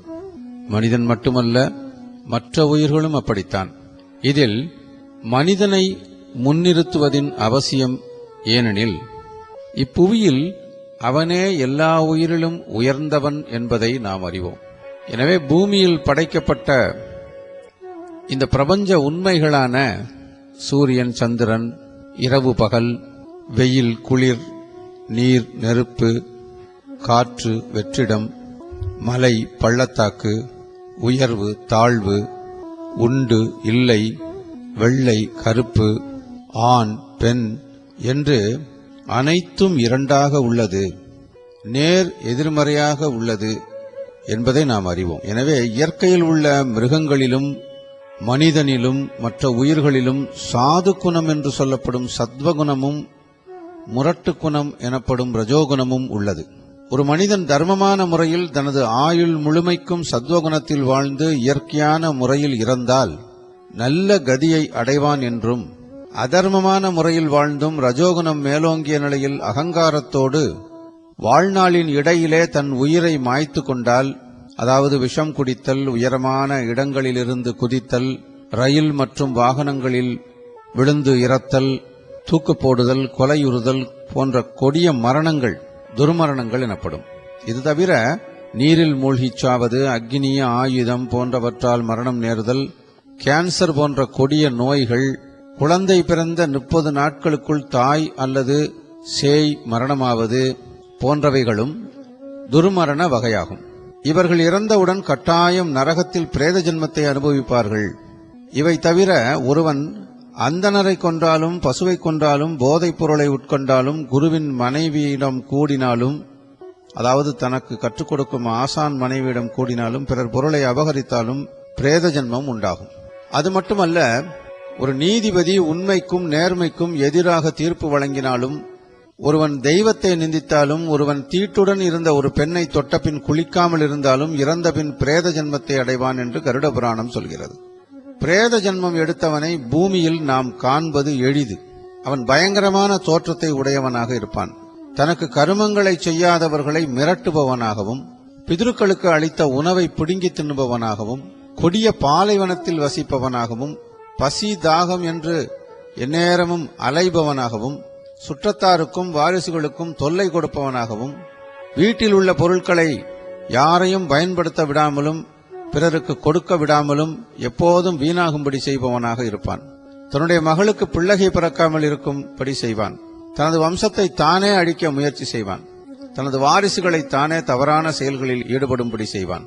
பெரியோரை நிந்தித்தல், தெய்வத்தை இகழச் செய்தல், குடிப்பழக்கத்துக்கு அடிமையாகுதல், பெண் பிள்ளைகளை அதிகம் பெறுதல், கொலை செய்ய தூண்டுதல், கொலை செய்தல், தாழ்ந்த நிலையில் உள்ள தொழிலை செய்தல், பொய் பேசுதல், புராண இதிகாசங்களை இகழ்தல், மனைவியை கொடுமைப்படுத்துதல், பிதிர்கர்மாக்களை துவேஷித்தல் போன்றவை பிரேத ஜென்மம் எடுத்தவனுக்கு காரணமாகவும் பிரேத ஜென்மம் எடுப்பதற்கு காரணமாகவும் கருட புராணம் நமக்கு எடுத்துரைக்கிறது. திரேதா யுகத்தில் மகோதயம் என்ற ஒரு நகரம் இருந்தது. அதை பப்ருவாகனன் என்ற அரசன் ஆண்டு வந்தான். அவன் நீதி வழுவாது ஆட்சி புரிந்து வந்தான். தினமும் தான் செய்ய வேண்டிய கடமைகளை தவறாது செய்து வந்தான். ஒரு நாள் பப்ருவாகனன் தன்னுடன் சில வீரர்களை அழைத்துக் கொண்டு காட்டுக்கு புறப்பட்டான், வேட்டைக்காக. காட்டை அடைந்து சுற்றி வந்தபோது அங்கு ஒரு மானை கண்டான். அந்த மானின் மீது அம்பெய்தான். அடிபட்ட மான் கீழே விழுந்து விழுந்து மீண்டும் எழுந்து ஓடியது. உடனே அரசன் மீண்டும் அந்த மானின் மீது அம்பெய்தான். அந்த அம்பும் மானின் மீது பாய்ந்த நிலையில் அதன் உடலிலிருந்து ரத்தம் கொப்பளித்து ஒழுகியது. அந்த நிலையிலும் அந்த மான் தடுமாறியபடி அரசனிடம் சிக்காமல் ஓடி மறைந்து விட்டது. இதைக் கண்டு அதிசயித்த அரசன் மானின் இரத்தச்சுவட்டை பின்பற்றி காட்டிற்குள் அதனை தேடி நடந்தான். அப்படியே அதை தேடியபடி காட்டில் வெகு தூரம் சென்று விட்டான். ஆனாலும் அவன் தேடி வந்த அந்த புள்ளிமான் எங்கும் காணப்படவில்லை. வெகு தூரம் நடந்து வந்ததால் மிகவும் களப்படைந்தான். தாகம் தொண்டையை அடைத்தது. சிறிது தண்ணீரை தேடி அந்த காடு முழுவதும் அடைந்தான். அப்போது ஓரிடத்தில் தாமரை பூத்த அழகான ஒரு தடாகத்தை கண்டான். அதிலிருந்து நீரை பருகினான். பின்னர் அதன் கரையில் இருந்த ஒரு பெரிய ஆலமரத்தின் அடியிலே அமர்ந்து ஆசுவாசப்படுத்திக் கொண்டான். அதற்குள் வெகு நேரமாகிவிட்டது. இருட்டிக் கொண்டு வந்தது. அவனுடன் வந்த படை வீரர்களையும் காணவில்லை. திடீரென இருள் சூழ ஆரம்பித்தது. இருட்டிக் கொண்டே வந்தது. திடீரென்று அப்போது சில பிரேதங்கள் அங்கும் இங்கும் ஓடின. அவற்றை கவனித்து பார்த்தபோது அதற்கு எலும்போ சதையோ நரம்போ எதுவும் இல்லை. கரிய நிறத்திலே கூக்குரலிட்டவாறு பலவித ஓசைகளை எழுப்பியபடி தாகத்தால் புலம்பியவாறும் அங்குமிங்கும் ஓடின. அப்படி பல பிரேதங்கள் இங்கும் அங்குமாக அரட்டிக்கொண்டு ஓடிக்கொண்டிருந்தன. அவன் ஆச்சரியத்தோடு பார்த்து கொண்டிருந்த வேளையிலே ஒரு பிரேதம் அந்த அரசன் அருகிலே வந்து நின்று பேசத் தொடங்கியது. அரசே, என்னை கண்டு அஞ்ச வேண்டாம். உங்களை நான் ஒன்றும் செய்ய மாட்டேன். நான் இந்த பிரேத ஜென்மம் எடுத்து வழி தெரியாமல் அலைந்து கொண்டிருக்கிறேன். எனக்கு உதவ யாரும் இல்லை. எனவே உங்கள் உதவியால் என் பிரேத ஜென்மம் நீங்கும் என்ற ஒரு நம்பிக்கையிலேதான் உங்களை தேடி வருகிறேன் என்றது. அரசன் அந்த பிரேதத்தை பார்த்து பயப்படாமல், நீ பயங்கர உருவத்தில் காணப்படுகிறாய், ஆனால் உன்னால் எப்படி பேச முடிகிறது என்று கேட்டான். உடனே அந்த பிரேதம் கூறியது, அரசே, அது ஒரு பெரிய கதை என்று தனது வரலாற்றை கூற ஆரம்பித்தது. அரசே, என் பெயர் தேவன். நான் வைத்தீசம் என்ற நகரத்திலே வைசிய குலத்திலே பிறந்தேன். நான் திருமணம் செய்து கொண்டு சீரும் சிறப்புமாக வாழ்ந்து வந்தேன். தான தர்மங்களை செய்தேன். ஏழைகளுக்கு உதவிகள் செய்தேன். அந்தணரையும் பெரியோரையும் துறவிகளையும் வழிபட்டு வந்தேன். எனக்கென்று பிள்ளைகளோ குடும்பமோ சுற்றத்தாரோ யாருமே இல்லை. எனவே நான் இறந்த பிறகு யாரும் எனக்காக கர்மகாரியங்களை செய்யவில்லை. ஒருவன் இறந்த பிறகு அவனுக்காக கர்மகாரியங்களை, அதாவது சம்ஸ்காரம், சஞ்சாயனம், பிருஷோர்ச்சர்க்கம், சோடகம், சபிண்டிகரணம், மாசிகம், சிரார்த்தம் முதலிய சடங்குகளை செய்ய வேண்டும். அவ்வாறு செய்யாத பொழுது இறந்தவன் பிரேத ஜென்மம் அடைகிறான். அதன் பலனாகவே நானும் பிரேத ஜென்மம் அடைந்தேன். அரசே, மக்களை காக்க நீ கடமைப்பட்டவன். எனவே நீ எனக்கு உரிய கர்மகாரியங்களை செய்தால் என் பிரேத ஜென்மம் நீங்கும் என அரசனிடம் அந்த பிரேதம் வேண்டிக் கொண்டது. அந்த வேண்டுகோளை ஏற்ற அரசன், பிரேத ஜென்மம் நீங்க பரிகாரமாக நான் என்ன காரியம் செய்ய வேண்டும் என்று அந்த பிரேதத்திடம் கேட்டான். அதற்கு அந்த பிரேதம், அரசே, பிரேத ஜென்மம் அல்லது பிரேத சரீரம் நீங்க என்ன செய்ய வேண்டும் என்றால், முதலிலே ஸ்ரீமன் நாராயணனைப் போல ஒரு விக்கிரகம் செய்ய வேண்டும். அதிலே சங்கு சக்கரம் இருக்குமாறு அமைக்க வேண்டும். அதன் முன்னிலையிலே கிழக்கிலே ஸ்ரீதரையும், தெற்கிலே மகாசூரனையும், மேற்கிலே வாமனனையும், வடக்கு பகுதியில் சுதாகரனையும் நிலைநிறுத்தி அவற்றின் நடுவினிலே பிரம்மன், விஷ்ணு, ருத்ரனையும் அமைத்து ஆராதனை செய்ய வேண்டும். பின்னர் இவர்களை வலம் வந்து வணங்கி அதன் பின்னர் அக்னியிலே ஹோமம் செய்ய வேண்டும். அதன் பின்னர் நீராடிவிட்டு உத்தம பிராமணர்களுக்கு உரிய மரியாதை செய்து போஜனம் அளித்து தானங்கள் செய்து மரியாதை செய்து அவர்களின் ஆசி பெற்றால் இறந்தவர் பிரேத ஜன்மத்திலிருந்து விடுதலை பெற்றவர் என்றது அந்த பிரேதம். பின்னர் நாடு திரும்பியவுடன் அந்த அரசன் அந்த பிரேதம் கூறியவாறே அதற்கு கர்மகாரியங்களை செய்தான். அதனால் தேவன் என்ற அந்த வைசியன் பிரேத ஜன்மம் நீங்கி நற்கதி அடைந்தான் என்று கருட புராணத்திலே ஒரு கதை சொல்லப்பட்டிருக்கிறது. எள் என்பது விஷ்ணு பகவானின் வியர்வையாகும். தர்பை என்பது பொதுவாக திவச காரியங்களில் பயன்படுத்தப்படுவதன் காரணம், இதன் ஒரு நுனியிலே பிரம்மாவும் மற்றொரு நுனியிலே சிவனும் நடுப்பகுதியிலே விஷ்ணுவும் உள்ளதாக ஐதீகம். மேலும் சிரார்த்தத்தின் போது பித்ருக்கள் தர்பையின் மேல் சூட்சும உருவில் வந்து அமர்வார்கள். நமது முன்னோர்கள் கடந்த தலைமுறை வரை உப்பு தானம், பருத்தி தானம், எள் தானம், பசுதானம், நிலதானம், பொன்தானம், தானிய தானம், இரும்பு தானம், குடைதானம், தீபதானம், யானை, எருமை, கிடா, வெற்றிலைபாக்கு, மலர்கள், வேஷ்டி துண்டு போன்றவற்றை தானங்களை செய்தார்கள். ஆனால் தற்காலத்தில் தசவித தானங்களுக்கு இணையாக ஒரு முழு தேங்காயை ஈடாக பெற்றுக்கொண்டு மேலும் இணையாக தட்சிணை பூர்வமாக ஆச்சாரியார்கள் அல்லது வாத்தியார்கள் அல்லது சாஸ்திரிகள் பெற்றுக்கொள்வது மட்டுமே நடைமுறையில் உள்ளது. ஏதோ ஒரு சிலர் மட்டுமே வசதி வாய்ப்பு உள்ளவர்களோ அல்லது இந்த விஷயங்களே ஆழ்ந்த நம்பிக்கை உள்ளவர்களோ மட்டுமே நான் மேற்சொன்ன அந்த காரியங்களை முறையாக செய்து கொண்டு வருகிறார்கள். வஸ்திரமும் பூதானமும் கோதானமும் உதக கும்பதானமும் மட்டுமே நடைமுறையில் உள்ளது. காலத்திற்கு ஏற்றவாறு நடைமுறையில் சில வழக்கங்கள் மாறுகின்றது. விஞ்ஞானம் வளர வளர உலகில் பௌதீக மாறுபாடு ஏற்பட சில கலாச்சார மாற்றங்களும் ஏற்படத்தான் செய்யும். ஆனால் அடிப்படை மாறாது. அன்று இறந்த மனிதனை சுடுகாற்றில் சென்று தகனம் செய்தார்கள். இன்று விஞ்ஞானத்தின் வளர்ச்சியினால் மின் தகனம் செய்யப்படுகிறது. எனவே அடிப்படை மாறாது. காலங்கள் மாறினாலும் கோலங்கள் மாறினாலும் அடிப்படை மாறாது. மனிதன் இறந்தால் ஆவி வேறு உடல் வேறாக பிரிவது மாறவே மாறாது என்பதை நாம் நன்கு ஆழமாக புரிந்து கொள்ள வேண்டும். பஞ்சபூதத்தாலான இந்த உடம்பில் 5 புலன்களும் 10 வித நாடிகளும் 10 வித வாயுக்களும் உள்ளன. பிராணனன், அபானனன், வியானனன், உதானனன், சமானனன், நாதம், கூர்மம், கிரகம், தேவதத்தம், தனஞ்சயன் என்பவையே அந்த 10 வித வாயுக்களாகும். மனிதனின் உடம்பில் 6 வித கோஷங்கள் உள்ளன.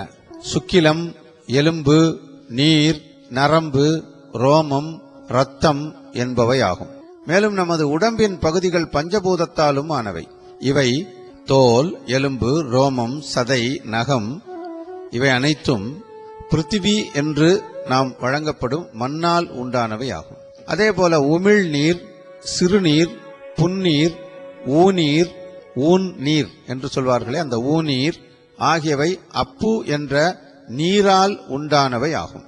பசி, தாகம், துக்கம், சோம்பல் ஆகியவை அக்னி எனப்படும் நெருப்பால் ஆனவை ஆகும். விருப்பம், கோபம், பயம், வெட்கம், மோகம், உடல் இயக்கம், சுற்றுதல், ஓடுதல், கைகால்களை இயக்குதல் ஆகியவை வாயு எனப்படும் காற்றால் ஆனவை ஆகும். சப்தம், எண்ணம், கேள்வி, அறிவு ஆகியவை ஆகாயம் எனப்படும் அந்த ஆகாயத்தால் ஆனவை ஆகும்.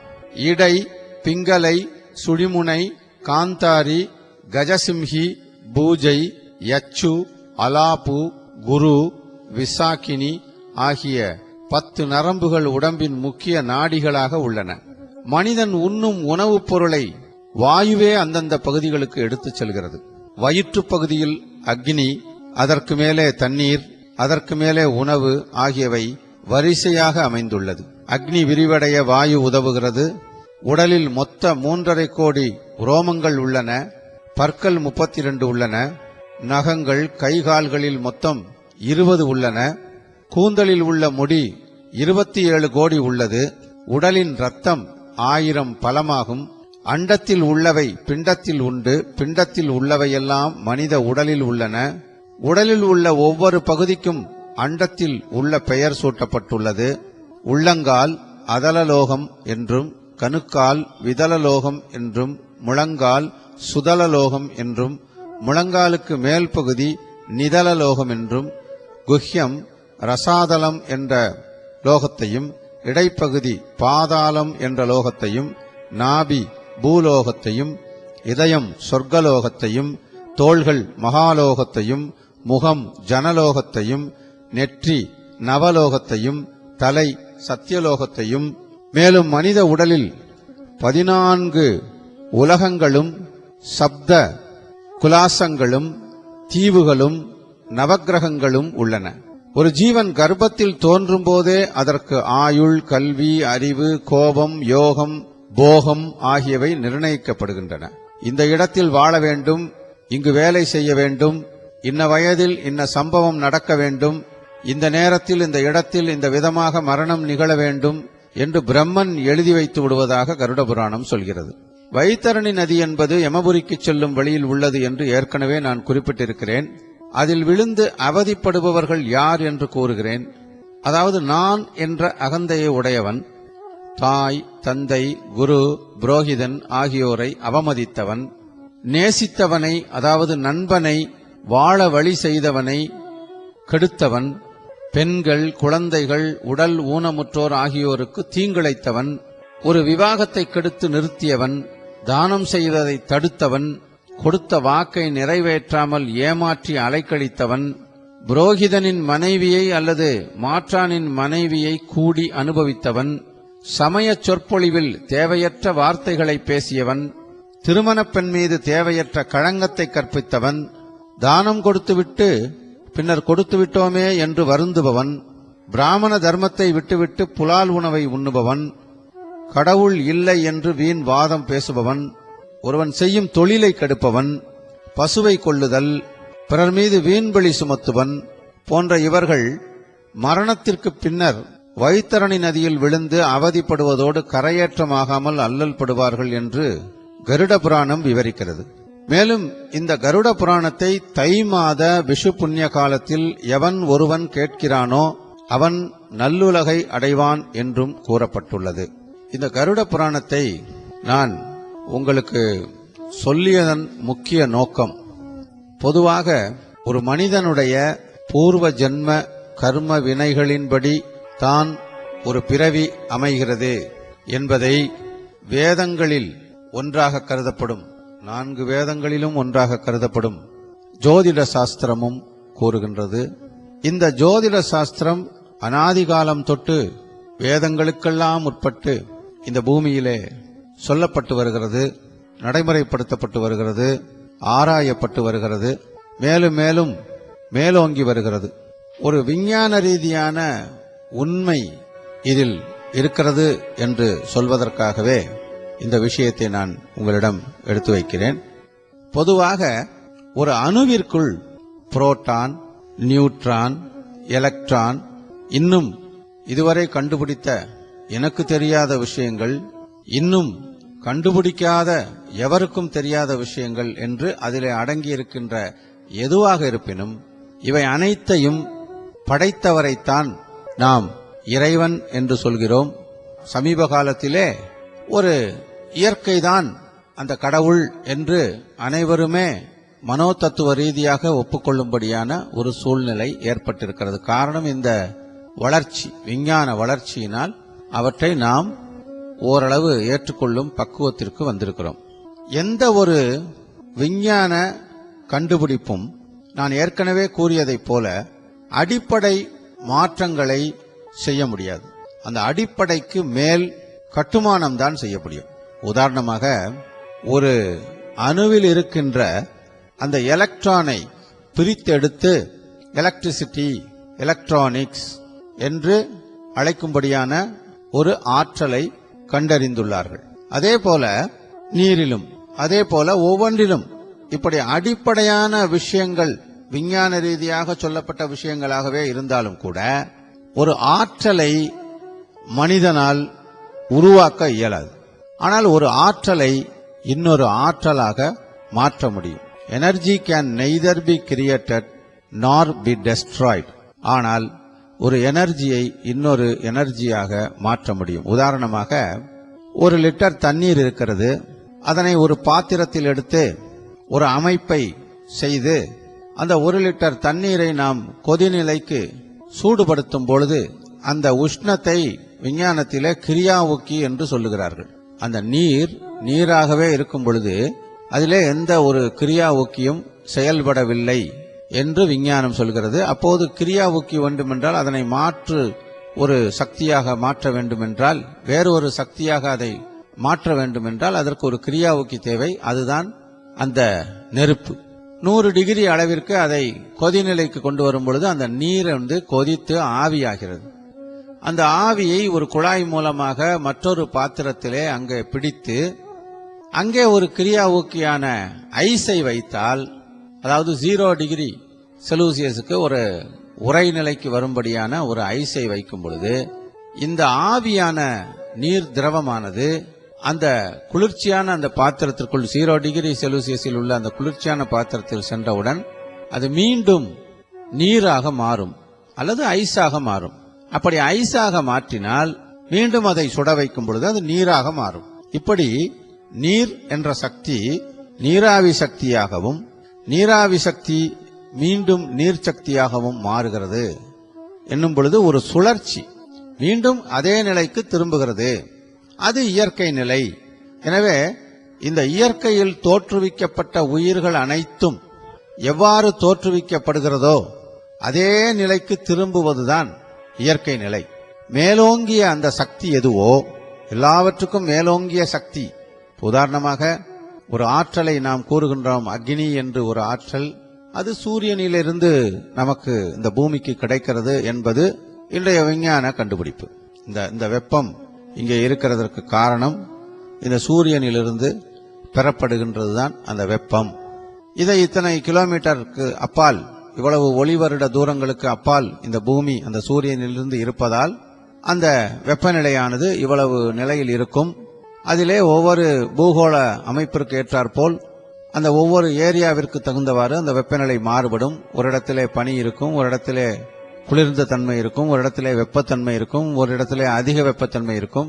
இப்பொழுது சமீபத்திலே ஒரு கண்டுபிடிப்பு, பூமிக்கு மத்தியிலே வெப்ப குழம்பு, ஒரு லார்வா போன்ற வெப்ப குழம்பு, அது முட்டைக்குள் மஞ்சை கருவை போல இருக்கின்றது என்று கண்டறியப்பட்டுள்ளது. இது எப்போது வேண்டுமானாலும் வெடித்து வெளிக்கிளம்பும் என்ற நிலையிலே பூமிக்குள் அது எந்த வகையிலாவது வெளியேற துடித்துக் கொண்டிருக்கிறது. அதாவது சூரியனை நோக்கிய அந்த ஈர்ப்பு ஆற்றலால் அல்லது அண்டத்தை நோக்கிய ஈர்ப்பு ஆற்றலால் அந்த பூமிக்குள்ளிருந்து கருவிலிருந்து வெளியேற துடிக்கிறது.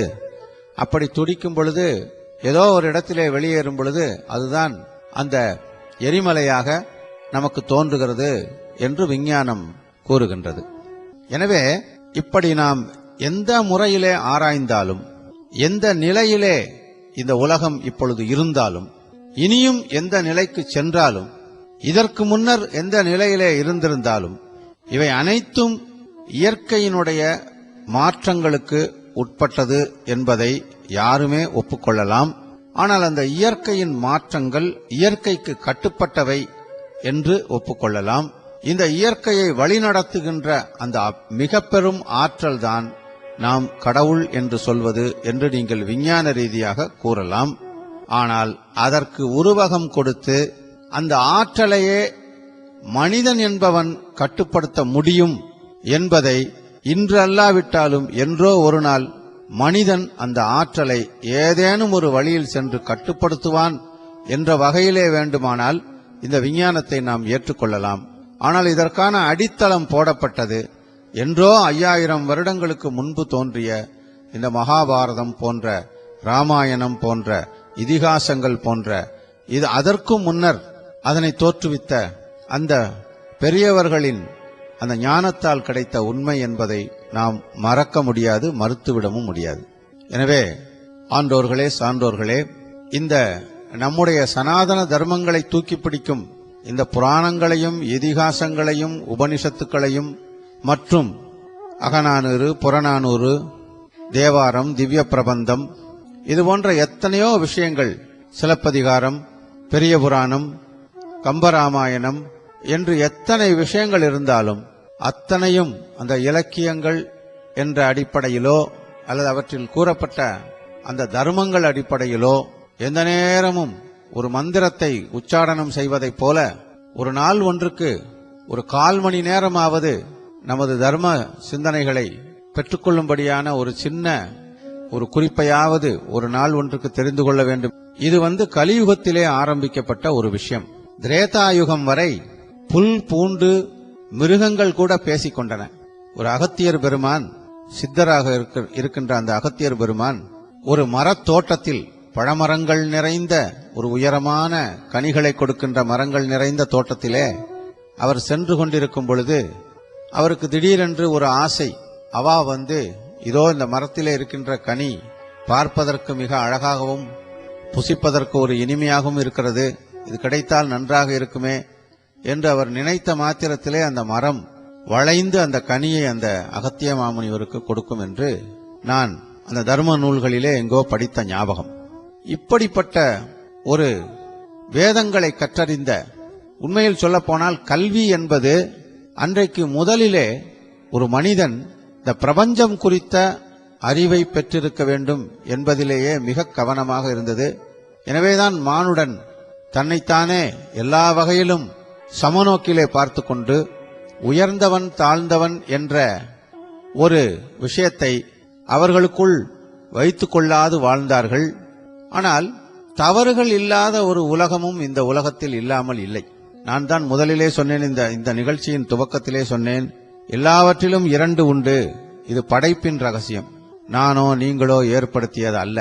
அப்படி ஏற்படுத்தி இருந்தாலும் கூட அது இந்த இயற்கையின் கட்டுப்பாட்டிலே உண்டாக்கப்பட்ட ஒன்று என்பதை நாம் உணர்ந்து கொள்ள வேண்டும்.